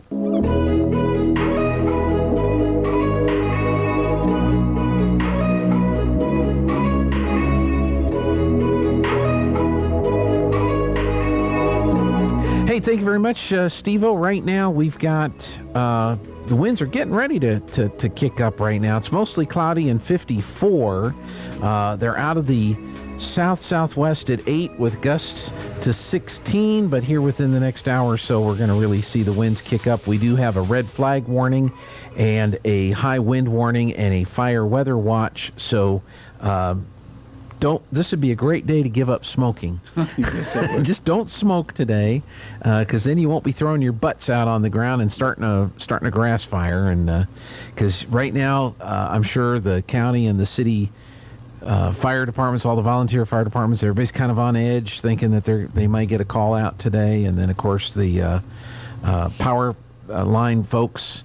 Yeah. Because wind starts whipping the power lines around, and they may have some problems with that. And so everybody's just kind of taking it on ease. So we have Mayor John Henry with us, and we've got the rest of the hour. You were talking about the council went to a retreat this past weekend to kind of look at a vision for where Artesia, where the council can take the city of Artesia. And were there some other things that came out of that you wanted to share with us? Yeah, today? I think some other great things. So the first day, as I said, departments kind of gave their updates where we are, then where we want to be, and then we really got into the gross receipts tax, which is obviously how most cities fund themselves to be able to afford any of this stuff. So another big section that we talked about was the gross receipt tax, and how do we help grow that? How do we make that? Whereas right now, the city of Artesia, we average about $2 million, which is, for a city our size, is very, very good. But for a city of our size, we have a lot more amenities than most others. So there is a balance there, but it's really important for us to really focus on how do we take that $2 million and make it grow. And I'm not saying by raising taxes, so everyone listening, don't freak out thinking that's what I'm talking about. That was Biden that said that. That was Biden, yes, not John Henry. So the goal is to grow gross receipts by adding businesses, by making businesses more successful, things like that. That's how you properly grow. You let the market do itself. And so trying to put some things in place, we've talked about it quite a bit. Some of those things are incentives to try to get builders in here to help develop and build more houses. Why is that important to the gross receipt tax? Well, it helps bring in more property tax without having to increase anything. It just naturally increases because a vacant lot goes from vacant to occupied, which increases that property tax. But that brings people. And if you can bring people, you all of a sudden have some numbers that maybe can, as you see out there are a lot of businesses still needing to hire, still wanting to hire, and companies coming in, they know that, they see that. Even when Tanya and I came in, we heard that, and that's why we kind of did what we did at our place, just because we thought that was more manageable. So it is making sure we help those businesses that are wanting to locate here. Hopefully entrepreneurs, big boxes are fantastic. I really love to see local entrepreneurs jump in there and take a chance. I think if we can help celebrate them, that would be awesome. Again, that's another one of those wins that I think the Artesia can, because then you have pride and even more so, because, hey, that's that person started here and look where they're at now. Those are cool stories. But so understanding that GRT, where it's coming from, how it's broken down. Now, we can't dive into it to see exactly who, obviously, without signing a whole bunch of documents. Not married. We don't want to do that necessarily. Some of us have, but we all don't need to know that. It's just more of an industry. Here's where this industry goes, here's where this is, and that's all public knowledge. And so trying to really understand that and say, okay, here's the baseline. Even when things were rough during COVID, here's kind of where we seem to settle pretty confidently. So as we're making those decisions on how do we form this budget, right now we do have some money stacked up that we need to start putting back into the community. But where are we comfortable with that? Because even if there's no way to have zero. If you have zero GRT, something drastic has happened, because that's almost unachievable to get to zero. So you've got to find that comfortable baseline that, okay, even if another something happens, which hopefully it never will, this is where we were, worst case scenario. And so if we can build off of that and then create a better budget, and I think our budget this year was much more realistic. I was very pleased with it. We budgeted at a 1.85, which was quite a bit more aggressive over years past. Now I understand, right before that, obviously, was COVID, so that budget was totally different. I mean, nobody knew what to do during then anywhere. It was because we didn't know what was going on. But we pushed it to 1.85. Hopefully we can push it a little more. But we have to make that GRT grow, because everything else is growing. Your labor is growing. Your utilities, which is a big thing that the city's having to pay right now, that's growing on us too, just like it is at your house. Well, the city has to pay them, but think of everything we have. So as those continue to increase, that $2 million really becomes less and less and less, because we still have the same amount of parks, we have the same amount of amenities, we have the same amount of them. So in order costs more to maintain, costs more to hire exactly. people, costs more to fuel the trucks and all Yep. that stuff. And every time Santa Fe, everybody, minimum wage, I get it. Some folks are excited that it continues to go up, but as it goes up, everything else goes up too. So you're not really making any more money. It's just everything else is going to cost you a lot more. And so every time they increase that, but for a business, you could go figure out how to. We can't. We can't. I mean, we could. You could raise your grocery receipt tax, but nobody wants to tax more in order to get that. We want to try to grow it properly, which is by industry coming in. So we talked about a lot of different industries. How could we complement some things? What could we go out and be aggressive about? And I think we came up with some really fantastic ideas that once we have them kind of figured out in the direction, I think we can really celebrate those and start talking about them and really getting help from Artesia to move us in that direction. So, well, with what you're saying, so would an example of that be the work that's being done to expand the industrial park? Yes. So what is the city doing there to make that have more room for more industry? Yeah, so we're doubling the industrial park right now, which enables more businesses to come. And usually that's when we rent those or the leases on those plots are substantially cheaper, which enables a business to come in, locate. And the whole goal is why is it cheaper on the lease? Well, because if you bring a business there, they bring GRT, they bring employees, and all of that really makes up for, the extra $5,000-$10,000 you could have made from the lot. You're probably going to make way more once they start getting to go. So, no, that's a great example. I think we have a couple opportunities that we've identified through town that we could say, all right, things are really coming together if we can get aggressive real fast and help. Now, it's just helping get ideas. I want folks to understand that it's still the private sector that has to act. I mean, I don't anticipate, and I don't want people to think that Artesia is going to start opening up things. We can't. We're government. We don't want to own a restaurant. We don't want to own but we do have identified some good spots where they could go, and now it's up to us as a group to go and get aggressive and say, hey, here's why you should locate here. Because they look at the population, but then they also forget we have a huge law enforcement training center that doesn't always get caught in those numbers. Those folks are going to go out and eat. The surrounding area, you got Hagerman, Dexter, you got some really close Lake Arthur surrounding areas that come to town to eat, to shop, to do business, to do life. And so it's telling our story in a way to really help those folks understand, oh, okay, that does make sense. And I think I've always called them, and it's not a downgrade on them, but instead of for those big box stores, I've always thought, okay, those tier 2s are really interesting to me. And that, I would have said Henry's, when we had Henry's, I don't know that we were even a tier 2, but when other towns were coming to try to get us to locate, I mean, there was another town that bought the whole business plan to us. Here's where we got this corner for you. Here's how we can help you. We just want you to locate your business here as well, and put a pretty neat package together that Tanya and I had to talk about. So going on finding those newer restaurants, those newer stores, those newer that aren't massive, that have all these things that have to be checked, but you see their work ethic, you see what kind of product they're putting out. How do we get those folks to come here and take a look at us? Well, let me ask you this, because you've talked about, the council's talked about having meetings with the public to talk about these things.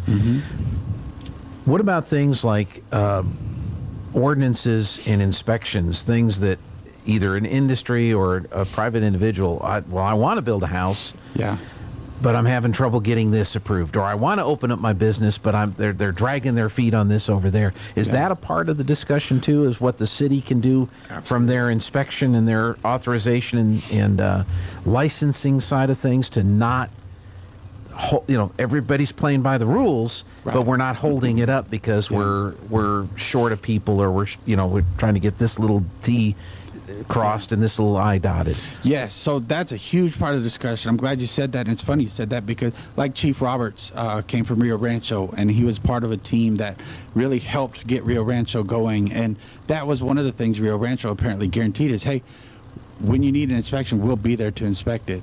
Artesia is kind of ahead of the curve on that because we have our local inspector here that can get a lot of that stuff accomplished, which gives us an edge up.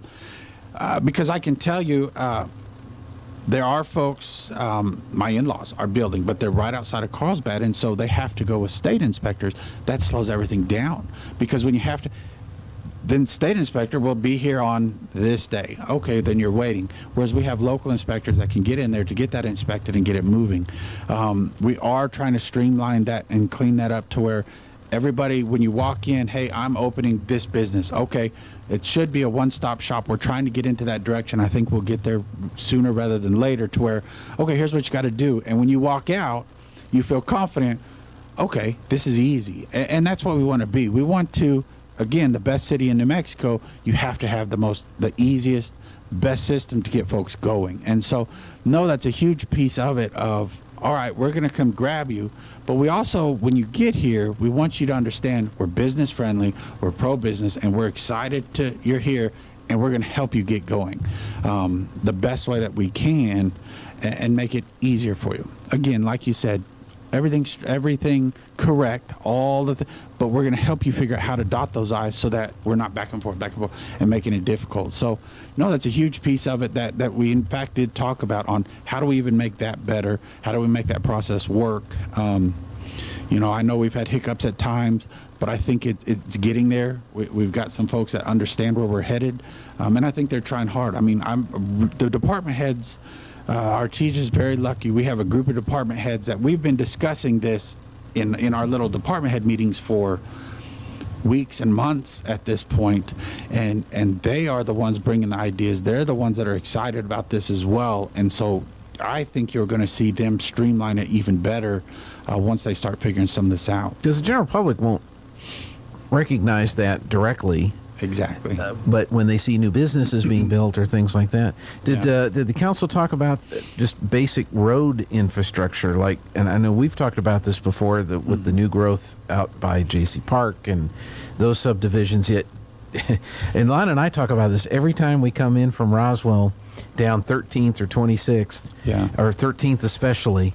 Hey, we've got a massive federal installation here, and we're making these people come in on this little 2-lane, unstriped road. So I know that's part of a city-county type thing, but was that part of the discussion, or has that been an ongoing discussion that I think it's been an ongoing discussion. I know Byron in his report talked about a lot of the roads that we're coming to, a lot of the partnerships, like you said, we have with the counties and how we're going to make some of those better. Again, jumping out into that direction, your 26th, 13th, and Mill Road, we've been working hard with the county for that stoplight. Where could it go? 26 is really hard because they don't line up. 13th doesn't necessarily line up as well as easy. Mill Road does, and I think we've got a pretty good shot at that, I hope. Now, what does that mean? I don't know. That doesn't mean there's going to be one tomorrow, but I do think that we are a lot closer. We've been very, very aggressive. I've had numerous meetings with Jason Byron and the state saying, hey, where are we at? How are we doing? Our traffic count came in good. Everything we've done came in pretty solid. So I do think there's some of those that will help, which will help on that, because that obviously also is a potential growth, right? You have that Chase Farms area out there that has huge potential to grow. So let's get ahead of that and make sure that put a stoplight there and then say, hey, look, we've got a stoplight. That makes this a little more convenient for some of that commercial property up front. Maybe that helps that grow a little faster. So those are just some of the things. Because you talk about how you want to raise your gross receipts tax by encouraging activity. Well, we got to make it easier, hopefully. If it's not easy now, make it easier for traffic flow, for developers to go, oh, that makes sense to put something there because people can actually get to my business. Or my workers can get in and out or out into the field or whatever. Well, and another thing, think of that Mill Road. That does jump over to our new facilities over there for all of what we're trying to grow with infrastructure. that's hopefully where a lot of new businesses are going to be. And a lot of those have trucks and trailers. And so we want to make that safe. And that's been the thing the county's talked about for a long time is when we're putting in some of those big roads in the county, how do we get those trucks across traffic safely? And so we've been aggressive on stoplights and things like that too. So that's a crucial piece to it, that all of those things are kind of lining up. And I really think we're fixing to have some amazing home runs, and folks should be excited because everything we've got done in this last year, which I still agree with you. I think one of the deals in April, I think we should have a recap on all our successes, because there's been a bunch. But also the things coming up that we should be really excited about, because I think our successes have just begun, and they're going to continue to grow. And I want folks to continue to be excited. When people are excited and they see change and they see things happening, they're more apt to pick up that wrapper because you put that pride back. And I don't think Artesia has ever lost that pride. Right. So don't misunderstand me. I just want to ramp it up even more and make sure that we're not walking past things. We're not walking past people. I can still remember when I first moved to Colorado right out of college, I ran over to help a lady, because that's what you do down here, right? Put her dog food in her car, and I think she thought I was going to rob her. And I'm like, no, I'm just... But that's what we expect here. Right. We expect young folks and anybody to stop and say, hey, do you need some help? And we need that to continue. We need that to grow, and we want this next group to see how great we are at it. And I think we're great now, but there's no stopping us when we get this thing rolling. Well, good. It's all attitude starts. All attitude. And then we can put that into practice and hopefully go from there. So that's great. And then maybe Cloudcroft can have their retreat in Artesia. Yeah. We should welcome. That's a great idea. We'll welcome them down here and say, come on down. And reciprocate, right? Yeah, exactly. All right, Mayor John Henry, thanks so much for your time. Thank you. I appreciate it. All right, I got to make a phone call now because I'm fired up about getting something fixed. So, all right, we're going to take a break. This is KSVP Artesia. Breaking news this hour from townhall.com. I'm Rich Thomason. Attorney General Merrick Garland on the Capitol Hill hot seat this hour. He's appearing before the Senate Judiciary Committee amid a whole series of controversies, including allegations that the Justice Department has been weaponized under his watch, targeting political foes of the administration. Garland is defending the department's track record on a number of counts, including the war on drugs. Last year, DEA and its partners seized enough fentanyl-laced pills and powder to kill every single American. And the fentanyl crisis, the subject of another hearing today in the House. And yesterday we heard emotional testimony from a grieving mother who lost 2 sons to the drug that's been flooding across the southern border. A similar testimony expected at today's session. And with Republicans now in charge of the House, the Select Committee on China is getting down to business, beginning its work with a primetime hearing. We may call this a strategic competition, but it's not a polite tennis match. This is an existential struggle over what life will look like in the 21st century. Committee Chairman, Republican Congressman Mike Gallagher, opening the hearing with a plea for bipartisanship among the panel's members. President Biden nominating Deputy Labor Secretary Julie Su to lead the agency. He's led the effort to ensure jobs of high-growth industries like semiconductor manufacturing, broadband, healthcare, and so much more. If confirmed by the Senate, Su would succeed outgoing Labor Secretary Marty Walsh. From coast to coast, forecasters say more stormy weather is on the way, expected to bring heavy snow to some regions, drenching rains to others later in the week. Watching Wall Street, stocks are mixed at the moment. Right now, the Dow is up 16 points, while the Nasdaq trading 45 points lower, and the S&P is 10 points in the red. More on these stories, townhall.com. From the creators of I Can Only Imagine comes Jesus Revolution. If you look a little deeper, if you look with love, you'll see an entire generation searching for all the right things, just in all the wrong places. Based on a true revolution. You're going to need a bigger church. Jesus Revolution. Rated PG-13. Some material may be inappropriate for children under 13. Now playing. Go to JesusRevolution.movie. Deanna got some really bad news from the IRS. They said, you owe quite a bit of money. They told me the possibilities of garnishing my wages, taking my house, taking my car. Deanna found out about Optima Tax Relief. They've resolved over $1 billion for their clients. Optima Tax saved my life. Call Optima now for a free consultation. Call 800-965-1433. 800-965-1433. Optima Tax Relief. For details, visit OptimaTaxRelief.com. Nigeria's President-elect Bola Tinubu is thanking his supporters while appealing to his rivals for unity after being declared the winner of last weekend's presidential election. The announcement by election officials is likely to lead to a court challenge by the second and third highest finishers. The opposition has demanded a revote after saying delays in the results made room for voting irregularities. After his victory was announced, Tinubu said, "I take this opportunity to appeal to my fellow contestants to let us team up together. It is the only nation we have. It is one country and we must build together." I'm Charles Tiladesma. A head-on collision between a passenger train and a freight train in Greece. It killed at least 36 people, injured 85 others. Many of the approximately 350 people aboard the train were students. They were returning from Greece's raucous carnival. News and analysis at townhall.com. Republicans are vowing to block a new D.C. law, and they say it goes too soft on crime. In the words of Senate Republican leader Mitch McConnell, crime in the nation's capital is out of control. Washington, D.C. has already seen about 36 homicides in just the first 2 months of the year. And McConnell says it's all because Democrats and their supporters have decided it's more important to have compassion for serial violent felons than for innocent citizens who just want to live their lives. McConnell describing D.C.'s new crime law as going, in his words, even softer on crime.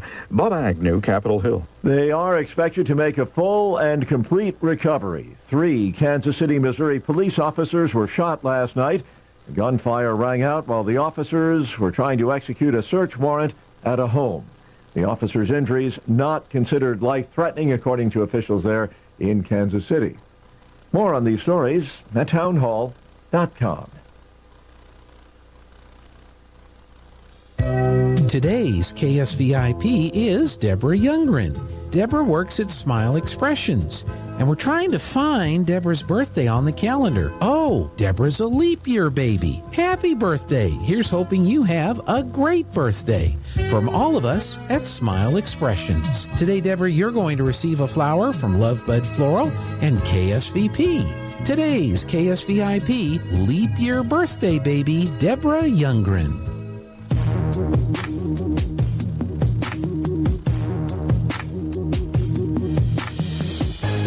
Mowing my front lawn. I know they're all thinking I'm so white and nerdy. Think I'm just too white and nerdy. Think I'm just too white and nerdy. Can't you see I'm white and nerdy? Look at me, I'm white and nerdy. I wanna roll with the gangsters, but so far they all think I'm too white and nerdy. Think I'm just too white and nerdy. Think I'm just too white and nerdy. I'm just too white and nerdy. Really, really white and nerdy. Last year at MIT, got skills, I'm a champion of D&D. MC Escher, that's my favorite MC. Keep your 40 out, just have an Earl Grey tea. My rims never spin, to the contrary. You'll find that they're quite stationary. All of my action figures are cherry. Stephen Hawking's in my library. My MySpace page is all totally pimped out. Got people begging for my top 8 spaces. Yo, I know pie to 1,000 places. Ain't got no grills, but I still wear braces. I order all of my sandwiches with mayonnaise. I'm a whiz, a minesweeper, I can play for days. Once you see my sweet moves, you're gonna stay amazed. Hey, we're back on the Good Morning Artesia radio show. Welcome to hour number 3, the 9 o'clock hour, and I'm fired up. I'm excited. I'm so glad to hear that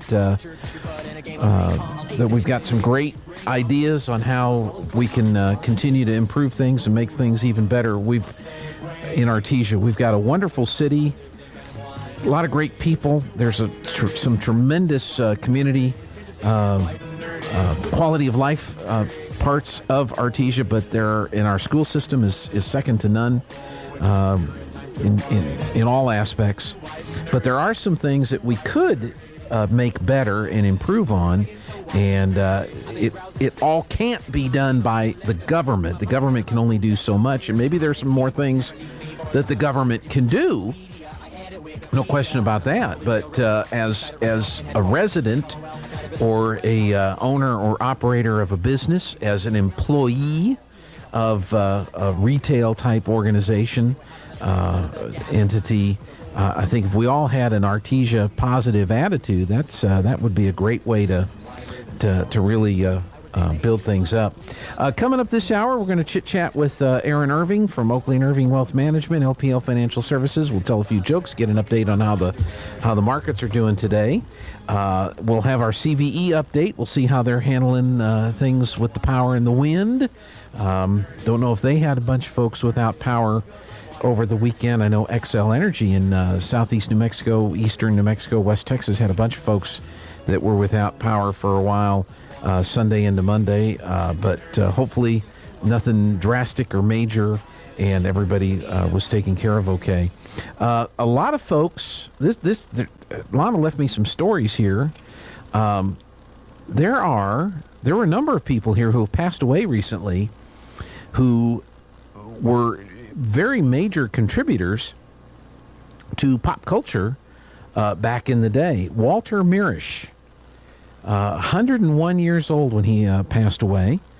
And you're going, who's Walter Mirisch? Well, he's an Oscar-winning film producer. He oversaw such classics as Some Like It Hot, West Side Story, and In the Heat of the Night. He died of natural causes at 101 in Los Angeles on Friday, according to a statement from the Motion Picture Arts and Sciences Academy CEO Bill Kramer and its president Janet Yang. Mirisch received the Best Picture Academy Award for 1967's In the Heat of the Night, and the company run by him and his brothers also produced Best Picture Oscar winners The Apartment and West Side Story. He was born 8 years before the first Academy Awards ceremony. He served as president of the Academy of Motion Picture Arts and Sciences from 1973 to 1977. He received 2 honorary Oscars in 1978 and 1983 for his body of work and his humanitarian efforts. As a producer, Mirisch aggressively recruited top filmmakers such as Billy Wilder and Norman Jewison and gave them freedom to craft the movies as they saw fit. His company's regular stable of directors included not only Wilder and Jewison, but Blake Edwards and John Sturgis. The company also produced movies by John Ford, John Huston, William Wyler, George Roy Hill, and Hal Ashby. The company that he founded in 1957 with his brother Marvin and half-brother Harold was one of the most successful independent production outfits to arise from the old studio system as television cut into movie attendance. The Mirisches made a string of hits from the 1950s to the 1970s, among them The Magnificent Seven, Fiddler on the Roof, The Great Escape, The Russians Are Coming, The Russians Are Coming, The Thomas Crown Affair, The Pink Panther, and its sequel, A Shot in the Dark. Their company started with a handful of westerns before producing 1959's Some Like It Hot with Wilder, comedy with Marilyn Monroe, co-starring Jack Lemmon and Tony Curtis as cross-dressing musicians running from the mob. Mirisch was willing to take on unusual projects. A Harvard-trained business executive, he efficiently oversaw the commerce side of things, allowing his filmmakers to concentrate on their movies. So Walter Mirisch, Oscar-winning producer, he passed away Friday, 101 years old. Hugh Hudson, British filmmaker who debuted as a feature director with the Oscar-winning Olympics drama Chariots of Fire, and later made such well-regarded movies as My Life So Far and the Oscar-nominated Grey Stroke. He has died. He was 86. He died February 10th at a hospital in London after a short illness. Hudson started out as a documentary editor and producer and worked in television advertising before finding work in feature films in the late 70s. He was the second unit director on Alan Parker's Midnight Express. In 1981, producer David Putnam asked Hudson to direct Chariots of Fire, and with its inspirational plot and sentimental theme music by the Greek composer Vangelis, Chariots of Fire was a solid commercial success and won 4 Academy Awards. So Hudson is survived by his wife Miriam and his son Thomas and his first wife Sue. So Hugh Hudson, who is best known for directing the Oscar winning film Chariots of Fire. He passed away recently at the age of 86. Stella Stevens passed away recently. She was 84 years old. She was a prominent leading lady in the 1960s and 70s comedies, probably best known for playing the object of Jerry Lewis's affection in The Nutty Professor. She was 84. She died February 17th in Los Angeles after a long illness. She was born Estelle Caro Eggleston in Yazoo City, Mississippi in 1938. She married at 16, gave birth to her first and only child, actor-producer Andrew Stevens, in 1955. Now, the way that's written is kind of funny to me because when he was born, he was not an actor-producer when he was born. He was born in 1955 when she was 17 and divorced 2 years later. He would go on to become actor-producer. She started acting and modeling during her time at Memphis State University, made her film debut in a minor role in the Bing Crosby musical Say One For Me in 1959, but she was in the movie Lil Abner, and that was considered her big break. The head of publicity at Paramount basically made me a worldwide sex symbol, said Stevens in 2017. He had me doing a lot of layouts with photographers, indoors, outdoors, here and there, and being seen in different places, going to the best restaurants, meeting the wonderful actors and directors. Those were the golden years of Hollywood. It was very exciting.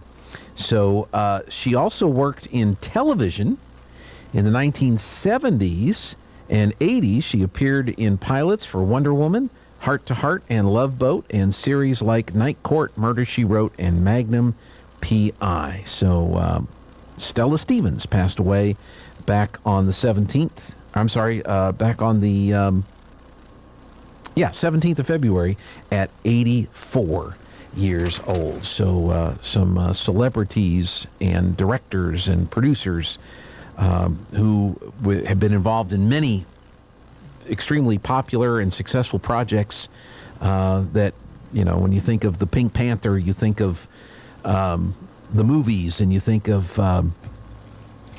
Inspector Clouseau and all of that. Well, Walter Mirisch was the producer of all that. When you think of Chariots of Fire, 4 Academy Awards, that director passed away and all that. Now, there's another, this is one of the curious deaths. There's been a lot of what they call excess deaths coming out of the COVID pandemic and the forcing everybody to get vaccinated and all this other kind of stuff. And a lot of young people are passing away. Now, are they passing away from anything having to do with that, or is it just normal, everyday, regular illnesses that are causing people to die? Dave Hollis, he left his post as a Disney executive to help his wife run a successful lifestyle empire. He died recently at his home in Texas. He was 47. Hollis, whose ex-wife Rachel Hollis wrote the bestseller Girl, Wash Your Face, was pronounced dead February 12 at his home in Dripping Springs, a city on the outskirts of Austin. An autopsy will be performed to determine the cause of death.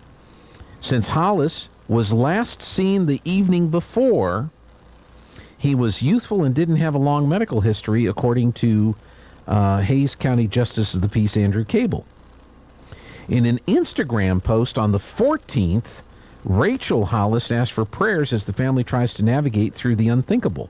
"We are devastated," she wrote. "I have no words and my heart is too broken." Now, he worked at Disney. During his tenure at Disney, Hollis oversaw the release of blockbusters including Black Panther and films such as the Star Wars franchise. He told the AP in 2018 he joined his wife's enterprise after realizing he was in a corporate rut. He said his new life felt like a calling. He wrote motivational books. His book, Get Out of Your Own Way, A Skeptic's Guide to Growth and Fulfillment, was published in 2020. He released Built Through Courage, Face Your Fears to Live the Life You Were Meant For in 2021. Fitness trainer Heidi Powell, who dated Dave Hollis after his divorce, called his death a nightmare. This isn't the way it was supposed to end. So they're going to do an autopsy. Not sure why he is no longer living, but he passed away at the age of 47 on February 12th at his home in Dripping Springs, Texas. So interesting to see what they find out with all of that. All right, let us take a look at the weather forecast. Steve-O, get in here and give us an idea of what we're going to expect today. Is it going to be windy today? I'm meteorologist Steve Hamilton with your Pecos Valley weather. Another strong storm system dropping into the Great Basin and eventually moving into the Four Corners. That'll bring us gusty wind today. We'll have a few early clouds, but sunny this afternoon. Wind kicking up to 40 miles an hour and pretty mild. Our high today in the low 70s. Breezy upper 30s and a few clouds for the overnight hours, and then a mix of sunshine and clouds. Maybe a shower on Thursday, mid 50s and very windy. That's your latest forecast. I'm meteorologist Steve Hamilton.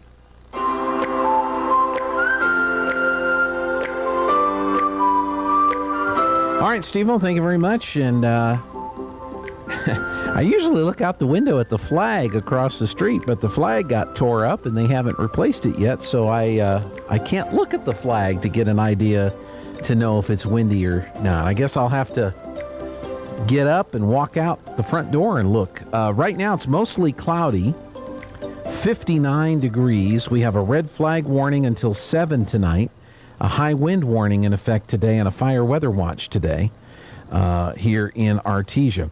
Our humidity is already down to 19%. The dew point is 17, so it's very dry and very windy. Jeffrey, did you walk outside to check the wind? Is that what you did? Yeah. Yeah? Is it windy? There's a breeze. A breeze. Okay. All right. Well, thank you for doing that. I appreciate your sacrifice. The flags at the library are barely. The flags at the library. Okay. We need to put a camera out the window and look at the flags at the library. We don't have that, do we? I mean, we have a camera. We can look out east of town, but there's no flags. Put a flag up out there. Yeah. So you know what? We could put a flagpole there and a flag, and that'll be our wind gauge. We could do that, because right now we only know if it's really windy if the camera starts shaking. And right now the camera does not look to be shaking. The camera looks pretty steady out there right now. Could you bring up Roswell? Can you bring up the Roswell camera? We'll take a look at the Roswell camera, see if that one is windy in the wind. Right now the winds are out of the south-southwest at 11, gusting to 24. And within the next hour or two, we're going to see the winds kick up into the 30s and 40s, and that should be by noon today, with gusts getting up there pretty high into, if I can get my finger to work the knob here, up into the 40s. Carlsbad is checking in with mostly cloudy skies and 59 degrees. There's the video from Roswell. That camera is west of Roswell, and it is pointing towards the east-southeast. And there are some shrubs on the ground. Perhaps we can tell if there's wind if the shrubbery is moving around out there. What do you think, Jeffrey? Does it look like there might be wind there? It doesn't look like there's too much wind there. Let me do something to that camera. I can do this. I can do this. I have the technology, Jeffrey. Let me go to that camera, and let me swing it around to the west. I can do that. And so let me swing it around. That's pointing south. And now we're going to move it towards the west. Keep going here. There's a lot of nothingness out there, isn't there? All right, there's the Ruidoso Highway. Well, yeah, because that's the cell tower, and then the Ruidoso Highway is. I thought I saw some brush move slightly. Yeah. Oh, see the vehicle? There's a truck on the highway there. Oh yeah. So yeah, I can't really tell. I don't think it's too terribly windy there outside of Roswell right now, and you can see the truck heading down the highway. So isn't technology crazy? Technology is just absolutely crazy. We can pull up a camera shot from outside of Roswell. Hobbs is checking in, mostly cloudy and 61. Albuquerque is mostly sunny and 39. Santa Fe is mostly sunny and 37. Cloudcroft is windy and 39. Windy and 43 in Ruidoso. It's partly cloudy and 52 in Las Cruces. Cloudy and 36 in Farmington. Mostly cloudy 23 at Red River. Mostly cloudy 48 in Clovis. And in West Texas, cloudy 54 in Lubbock. They've got a red flag warning and a fire weather watch there. And El Paso checking in with mostly cloudy skies and 56 degrees, and they have a red flag warning there. until 7 o'clock tonight. So it's just going to be another windy day today. Let's see, is it going to be windy tomorrow? Tomorrow is Thursday. Yeah, it's going to be pretty gusty and windy tomorrow. Looks like Friday is when it's finally going to go back down. Friday and Saturday. It might pick up a little bit on Saturday, but Friday looks good. But Thursday's going to be super windy, and we've got baseball in Hobbs on Thursday. And let's see, on Thursday, the wind, oh my gosh. Yeah, they're going to have some gusty winds around noon o'clock tomorrow in Hobbs, gusting up to 47 miles an hour. But I don't think the baseball game's till like 4:30. So it'll only be 37 mile per hour winds, gusts, 25 mile an hour winds, baseball time tomorrow in Hobbs, America. That's right. We've got baseball and basketball this weekend coming up. Texas Tech got beat last night in the game they played at Kansas. They wound up losing 67-63. So Texas Tech is looking like they're going to be like the number 9 seed in the Big 12 tournament next week. They've got one more game left. They play on Saturday against Oklahoma State. And Oklahoma State is 7-10. Texas Tech is 5-12. So even if they were to beat Oklahoma State, I don't think they're going to leap up above West Virginia. Let's see, has West Virginia got any more games to go? They play Kansas State. Well, West Virginia could lose. If West Virginia loses and Texas Tech wins, they'd both be 6-12. So I'm not sure if that is good enough. Well, one's going to be the 8 and one's going to be the 9. That's the way that it's going to be. One's going to be the 8, one's going to be the 9, and so they're both going to play in the first round next week. Don't think we're going to be able to carry the Texas Tech game Saturday because we've got Bulldog baseball on Saturday and we've got Bulldog basketball on Saturday, and frankly, I don't want to get involved in listening to a game. It gets to be an exciting game. You're not quite sure what the outcome is, and you got to dump out of the game to go to another game. I'm not a big fan of that, so we'll probably skip the Texas Tech game on Saturday. All right, here's what we have for basketball on the girls' side of things. Friday night, 6 o'clock at the Artesia Bulldog Pit. It'll be Artesia versus Moriarty. Artesia got the 5 seed, Moriarty the 12. That game will be at 6 o'clock. The other games on Friday, Kirtland Central, the number 1, is hosting Deming. The number 2 is Gallup. They're hosting Albuquerque Academy. The number 3 on Friday night is St. Pius. They will be hosting Portales. The number 4 is Hope Christian. They're hosting Lovington. The number 5 is Artesia. They're hosting Moriarty. The number 6 is Los Alamos. They're hosting Valley. The number 7 is Silver. They're hosting Valencia. And the number 8 is Bloomfield, and they're hosting Highland. The Kirtland Central Deming winner will play the Bloomfield Highland winner. The Artesia Moriarty winner will play the Hope Christian Lovington winner. St. Pius Portales winner will play the Los Alamos Valley winner. And the Silver Valencia winner will play the Albuquerque Academy Gallup winner in the quarterfinal round, which will take place on March 7th, which is Tuesday at the Albuquerque Pit. And should the Artesia Lady Bulldogs win, their game would be on Tuesday, March 7th at 8 a.m. in the morning. They would get the 8 a.m. game on Tuesday should they win their game on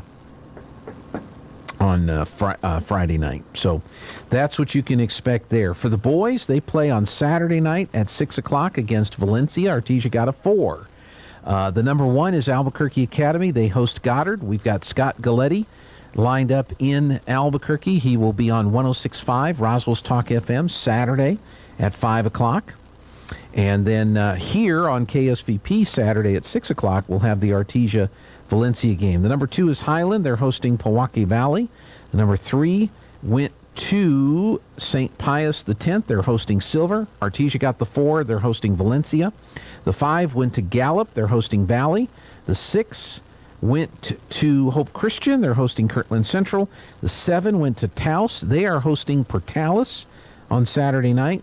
And the 8 seed went to Deming, and they are hosting Del Norte on Saturday night in Deming. The Goddard Academy winner will play the Deming Del Norte winner on the 8th on Wednesday. The Gallup Valley winner will play the Artesia Valencia winner. The St. Pius Silver winner plays the Hope Christian Kirtland Central winner. Taos Portales winner plays Milwaukee Valley and Highland. Artesia, should they win Saturday night, they will play the 3 o'clock game on March 8, which is Wednesday. They would play the 3 o'clock game on Wednesday, March 8. Then the semifinal is on Thursday.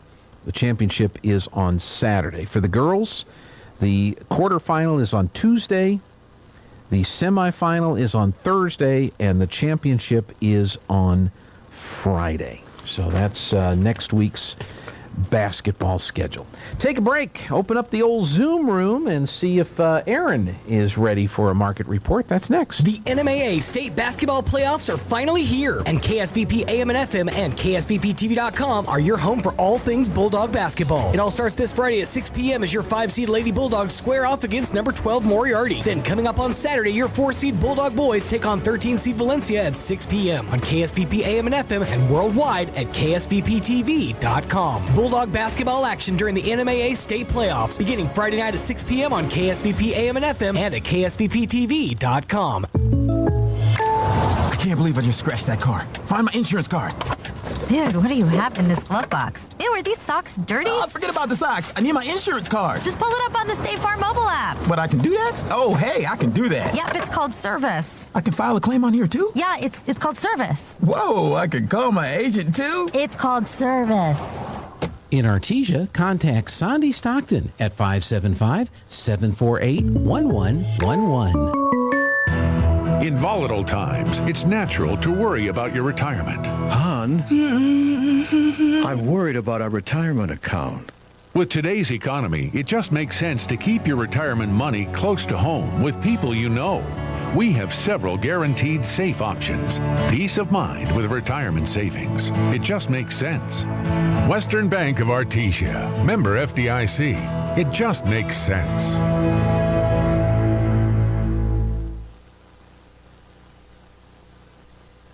At Guy Chevrolet Company in Artesia, we understand the demands of everyday life, from work to school and all the activities in between. When you're on the go, you need the right transportation at the right time, and we can help.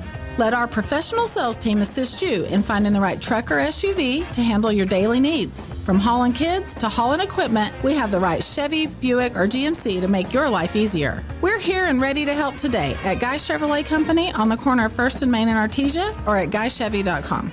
If you need a Kubota that works and plays hard, stop looking. You'll find everything you need at Amigo Machinery. When it comes to tough Kubota tractors, mowers, construction equipment, and utility vehicles, all with low-rate financing, Amigo Machinery is your one-stop shop. We are passionately committed to providing our customers with the highest quality products, most innovative solutions, and services delivered with integrity and professionalism. Stop by Amigo Machinery in Roswell or see us online at amigo-machinery.com.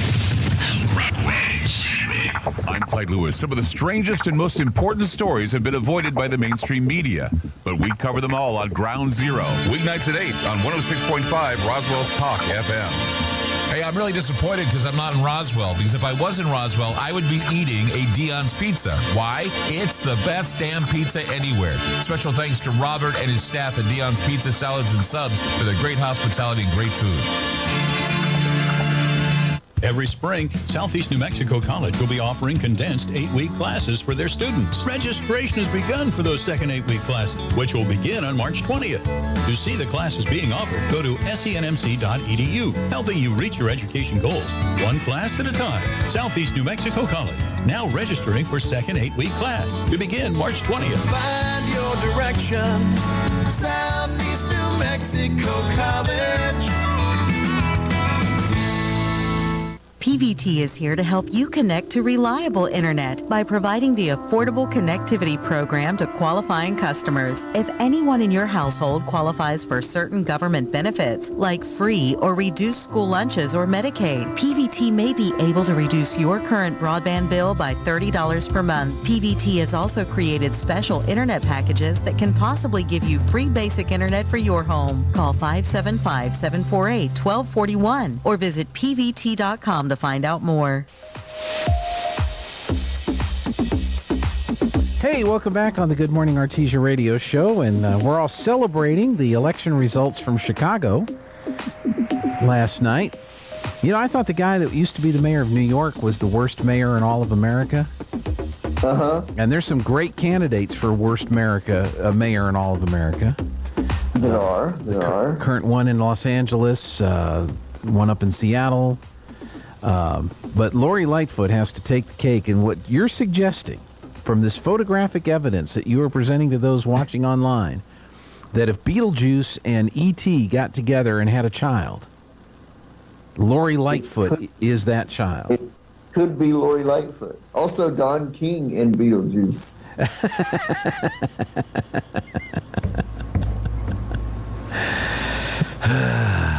Well, yeah, I figured since she's going to be out of the limelight, unless she's going to run for president, I might as well use it up while I got it. Yeah, she might just do that. Now, there's two people in a runoff. One of them apparently is has ties back to the Daley administration from years ago, and there's another one that's just the male version of her. Yeah, they're both Democrats, I believe. But one is the CEO of the Public Education Department or Chicago Schools or something like that, and one of them is a community organizer, union guy, something, I forget what. Yeah. So if it's probably not going to get any better, but the school CEO said that he's going to be tough on crime. Well, we'll see. we'll see. But what does that mean? Because nobody's tough on crime anywhere in these big cities. Right. You know, to me, tough on crime in part means we don't allow people to live on the street. Right. We get them off the street. We take them to, and we don't put them up in a 4-star, 5-star hotel either. We find a nice facility and we find out what they need, whether it's mental help, medical help, whatever. But they can't live on the street. You can't have people living on the street. That's just not, and that just breeds more crime, and then businesses don't want to open up. Windows policy. Exactly. So maybe he'll do that.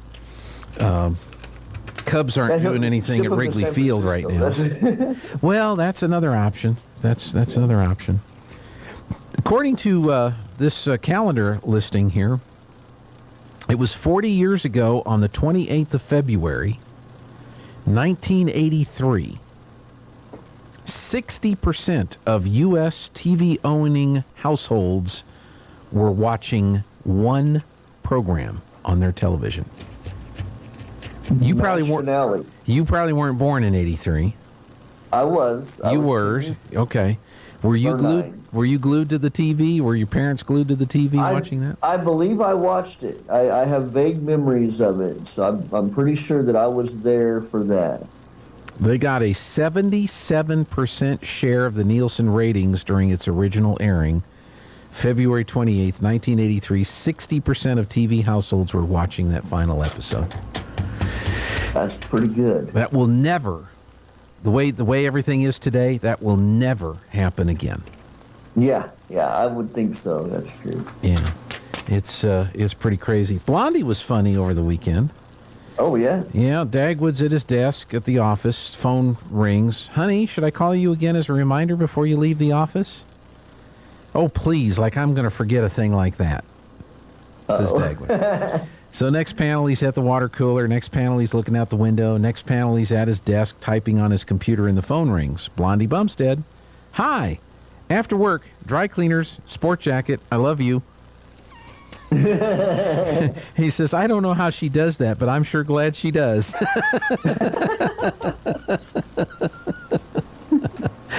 That's happened to me on more than one occasion where Lana will call up, hey, when you leave, can you grab that out of the fridge? Oh, yeah. Yep. Yeah. And then I'll get home and say, did you bring the... no, I'll be right back. Right, yeah. How could you forget? Well... I'm a dumb guy. Yeah. There was a bird by the window. Squirrel. Right. So what else do you have? Do you have anything in honor of our great mayor of Chicago that's going to be out of office? Someone threw a dollar coin at the mayor of Chicago. Police are still trying to figure out if it was an assault or a bailout package.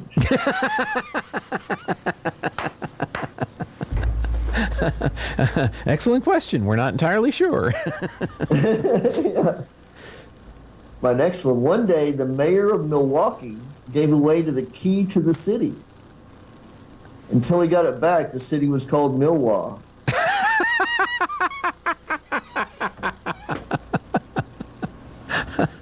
I don't think I've ever been there. Milwaukee? Yeah, I don't think so. I don't think I've been to Wisconsin at all. Oh, I have been to Wisconsin. I mean, I grew up in eastern Iowa. Oh, yeah, you were up in that area. Yeah, but I know we went to the Wisconsin Dells one time. Everybody goes to the Wisconsin Dells. The Dells, yeah. Yeah, that's the tourist trap there. But I don't think I've ever been to Milwaukee. I think I've drank some of their beer. Their best, right? Oh, only the best. Only the best. For those finer tastes in life. What's the cheapest beer you can buy? Milwaukee's best.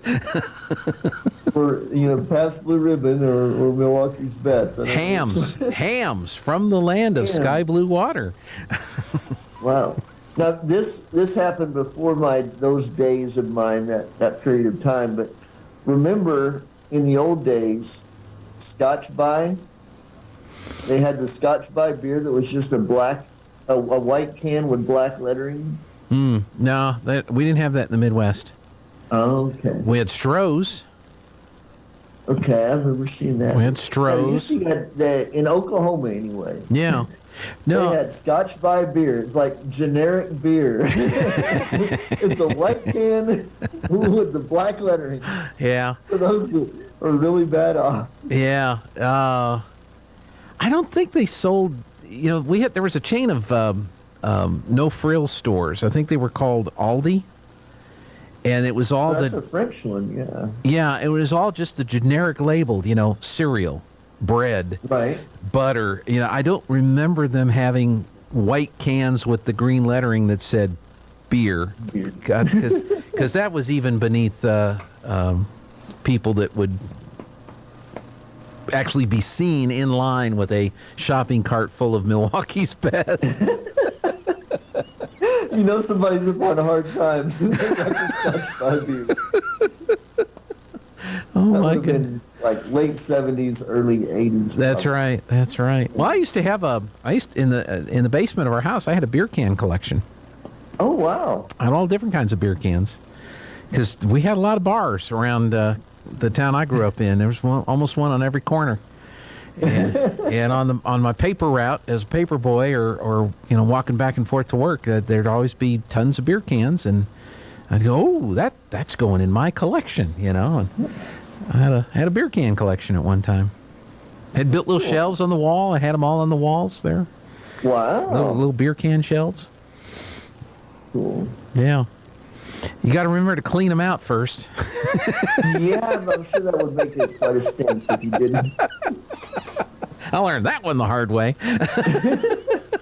What's that smell? I think I was like 6 or 7 years old. We lived in a trailer house near a bar. I had a BB gun, and so after the weekend, there would be beer bottles, and sometimes there would be a full one. Ooh. Yeah, and so you could shake it up and shoot it with the BB gun. That was fun. Yeah. Well, we weren't too close to it. Just think, if there'd have been YouTube, you would have been a star. Oh, yeah. Yeah, so. 50-year-old running around with a BB gun unattended.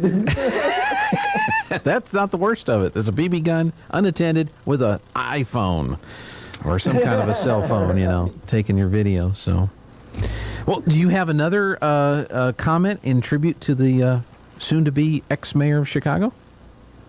I don't have one for a governor or for the mayor, but a man has been seen stealing wheels from police cars. Yeah. Police are working tirelessly to catch him. Of course they are. That's like somebody stole all the toilets from the police station. So far, they have nothing to go on.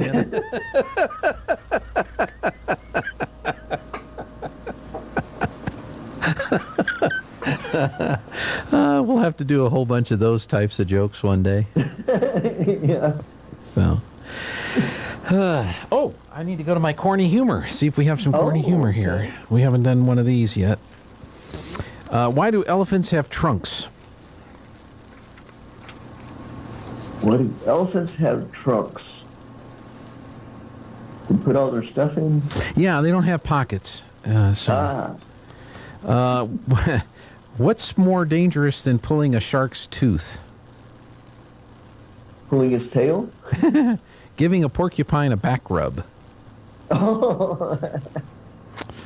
If fruit comes from a fruit tree, what kind of tree does a chicken come from? A tree that it's roosted on? A pole tree. Poultry, I get it. Yeah. And last one. What happens when you cross a Rottweiler with a collie? Rottweiler with the collie. Yes.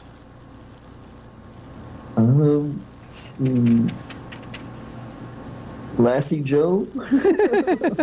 You get a dog who bites off your arm and then goes to get help.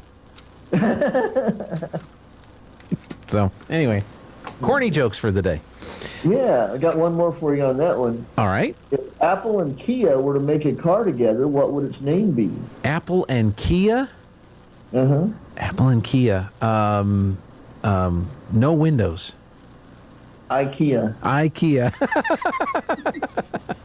Yeah, they've kind of gotten away from the I thing after Steve Jobs left, but that would be correct. IKEA. So. IKEA. All right, I see my next guest, so I think you should do our next report. I need to get moving then, don't I? I agree.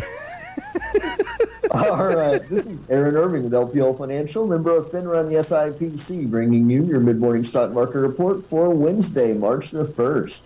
The S&P 500 moved lower today, along with bond yields rising as traders tried to recover their footing following a losing month. The broad market S&P 500 fell 0.7%, while the NASDAQ composite was 0.9% lower, and the Dow Jones Industrial Average shed 0.3%. Stocks began the day lower as bond yields extended their gains. The one-year Treasury yield rose about 3 basis points to above 5%. Yesterday, the benchmark 10-year yield reached its highest level since November at just under 4%.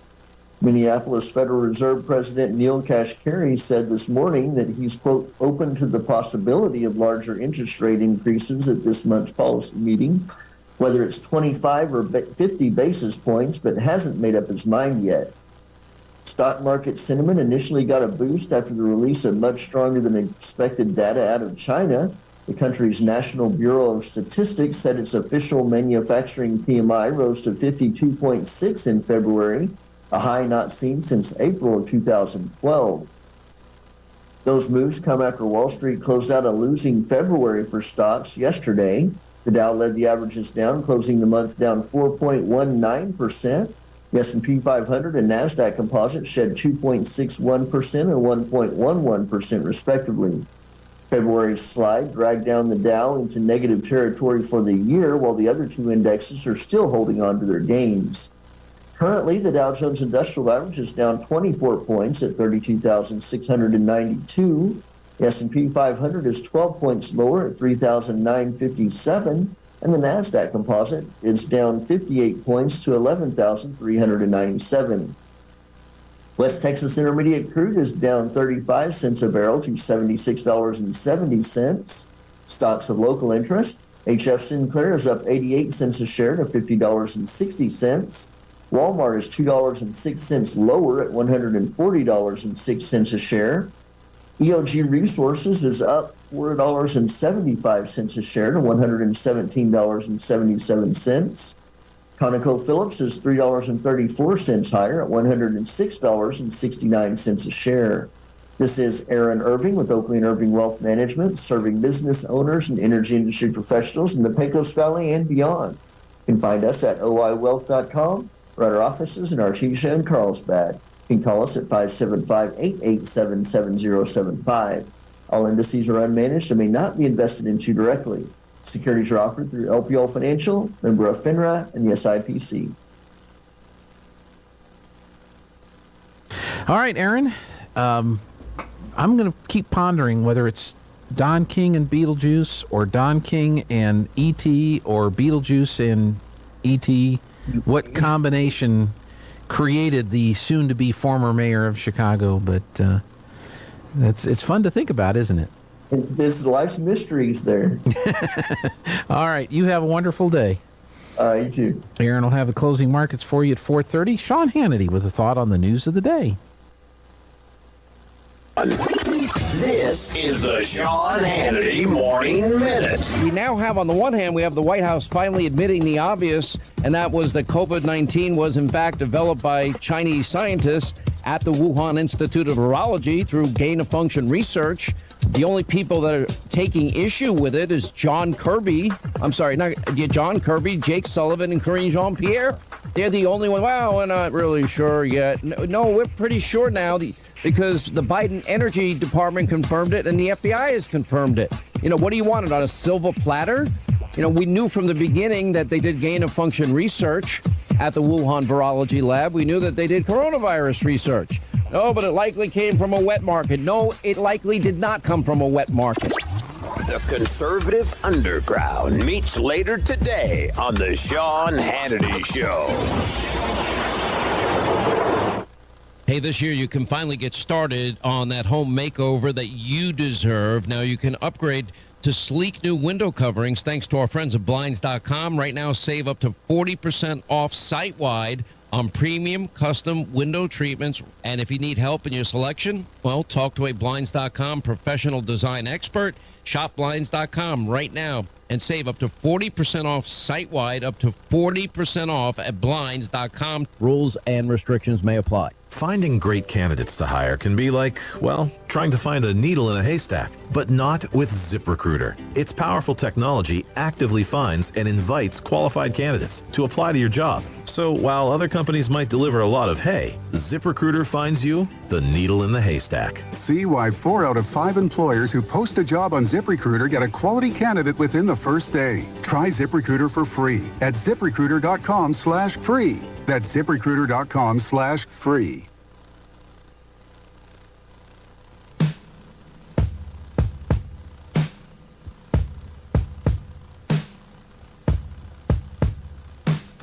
Hey, welcome back on the Good Morning Artesia radio show. And it's time for our final segment of the day, our Central Valley Electric Cooperative update. Ray Lynn is here, and Sunday and Monday and even today has been kind of crazy with the winds. And did you guys get through Sunday without too many customers out power? We had some outages. We had some damage to some poles, and we had some things blow up into the lines. I know one of the linemen I saw, one of the foremen, I saw a picture of a shed that had kind of blown up on their service pole, and so they had to. They were out in that wind on Sunday, so thank goodness that they're all safe and being out there in that wind. I'm working and glad that they do that. I hope people have a new little bit of respect for these folks. Absolutely. And then Monday was probably most of the day was fixing things and Yeah. Getting everything taken care of. Well, we've talked about it before. When we get these high wind warnings, it's a good idea to tie down some of this stuff. It is. Don't let it blow up into power lines or other things. Well, but if you think if it's like a shed, a structure, you don't really think that the tin's going to fly off of that, but that can happen. Sure. So and something that we really want people to know is, and it's just a windy time of year for us. So if you see a downed power line because of the wind or for any reason really, just make sure you give us a call. Stay away from it. Don't let anybody approach it. But definitely just call us if there's anything that you think looks a little off with something. Just give us a call, and we would rather check on it than not. I know Brad talked about a lot of that last week. So even if it winds up being a phone cable or a cable. Sure, yeah, we would rather err on the side of caution for sure. So when the power goes out, I know we did a little bit of this Sunday. When the power does go out, do you run around and unplug stuff? I don't think to do that, but I do, because sometimes you don't know when the power comes back on, because it's going to come on and off or on and off. Especially if you don't have it on some kind of a surge protection device. Right. I could see that for sure. Yeah, because the last thing you want is the power to come back on and go, oh, that's not working now. Right. Right. That'll happen. But you don't want to unplug, a freezer or refrigerator, and then the power comes back on, and then you forget to plug it back in. No, that's true. That's true. No, I'm thinking more like TVs, computers. Right. Those types of electronic devices that tend to not survive well in power surges. Sure. So, well, good. And I'm sure there's all the safety protocols are followed when they do go out in the high wind conditions. Yes. There's certain things they have to be careful of when it's windy like that. Definitely. Yeah. So, and power lines, when they're dead or when they're on the ground, not dead, but they're on the ground, it's not like in the movies. Correct. They don't flop around with sparks flying and everything. Right. When a power line goes down, you cannot tell by looking at it if it's live or if it's dead. So the best thing to do is to always assume that it's a live, dangerous power line on the ground. Okay, and then phone it in. So absolutely. Well, good. Yep. Annual meeting? Did you want to talk about that? Yeah, sure. That's coming up. Okay. That's coming up March 18th, just in a couple of weeks. That's on a Saturday, and we are going to do a drive-through again. We did a drive-through in 2021, and our board decided to do another drive-through annual meeting, and so we're going to have that in the same place that we did the first time. We're going to have that in the parking lot of Bulldog Bowl. Okay. And it's going to be from 9 a.m. to noon, and you will drive through, register, get your registration gift. You will receive another annual report and all the things that you need to go and mark your ballot. So then we'll direct you to go park. You'll mark your ballot. There's some reports and different things that you'll need to vote on. And there are 2 board members up for election that you will need to vote on. Doesn't matter if you live in that district or not. You can vote for both districts. Okay. And then you will proceed to one of the 2 exits, drop your ballot in the box, and the first 200 registered members will receive a $50 gift card. Ah. And we do have door prizes. Okay. And we will draw for the door prizes that following Monday. Okay. Because there's no door. There's no door. That's right. There's a gate. Right. There's not a door. But you could still win. You could still win more prizes. Yeah. So now the information that's in the packet, will that only be available at the drive-through meeting? No. Okay. So it'll be the annual report. The annual reports will be mailed out next week. Okay. And so you'll get them before the meeting, but we'll give you another one just in case you didn't bring it.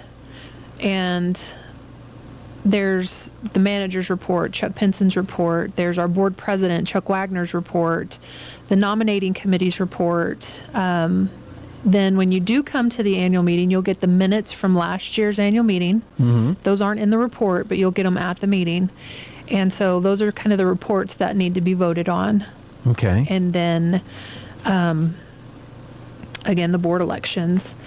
And so our nominating committee has already met, and they've made their nominations for the 2 districts that are open. Okay. And it's District 4, which is the Dexter Hagerman area, and Wesley Pilley, who is the incumbent board member, is nominated again.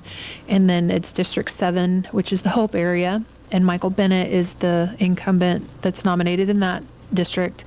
But there is an opportunity for anybody who wants to be nominated from the floor. Mm-hmm. There is that opportunity that you would come in and get a nomination form from the office, and then it needs to have all the signatures and have everything filled out and returned by the 17th, either the 16th or 17th of March. You can turn that back into the office. Okay. And so there is still a process for that. Okay. Yeah. So if somebody does decide to do that, and that all the things filled out properly, do they appear on the ballot? They will not appear on the ballot, but we will probably hand them another slip that says, hey, this is a write-in candidate. Okay. Yeah. Okay. So that will be information known to those that drive through. So it will be. Okay. And this is for all CVE? All CVE members. Whether they're homes or businesses? You have to have service at least 14 days prior to the annual meeting in order to register. Okay. So you can't sign up on the 17th for service and then come to the annual meeting. Not this year. Not this year. But you'll be more than happy to be invited to come to the next one. So that's good. And one other thing, letters for, oh my goodness. I'm sorry. I can't think of the word. Recommendation? Capital credits. Capital credits. Credit allocation letters. Okay. I was trying to think of allocation, and it just totally went out. But those should be mailed this week or early next week. And so basically that letter is telling you that the profit that Central Valley Electric made in the year 2022, the amount that's on that letter is going to be your portion of the profits that we made in that year. Okay. And so that amount isn't given away right away. Right. It's usually about an 18 to 20 year time frame before we retire those capital credits and return them to our members. And so we just use that money in the meantime to upgrade our service and different things like that. So allocation letters should be coming out soon. Okay. And then in a couple of weeks, capital credit checks from the previous, from the year 2003. Okay. Those will go out. Is it 3? I can't remember if it's 2003 or 2004. Okay. And so if you were a member at that time and you were allocated capital credits, then you should be getting either a check or a bill credit. Okay. And if you were a member at that time, but you're not anymore, make sure you call and make sure we have a good current mailing address for you. Right, because you want to get your credit back. Absolutely. Even though you may not be a customer or a member right now. So, so be looking for those in the mail here very soon. Yes. So, well, good. Was there anything else? Oh, I'm good. All right. Well, thank you so much for coming in. Appreciate you. That's it for the show today. We'll be back here tomorrow. Clay and Buck are on the other side of the news. Says terrorist organization. Would you oppose some of us trying to make them foreign terrorist organizations? I wouldn't oppose it, but again, I want to point out their diplomatic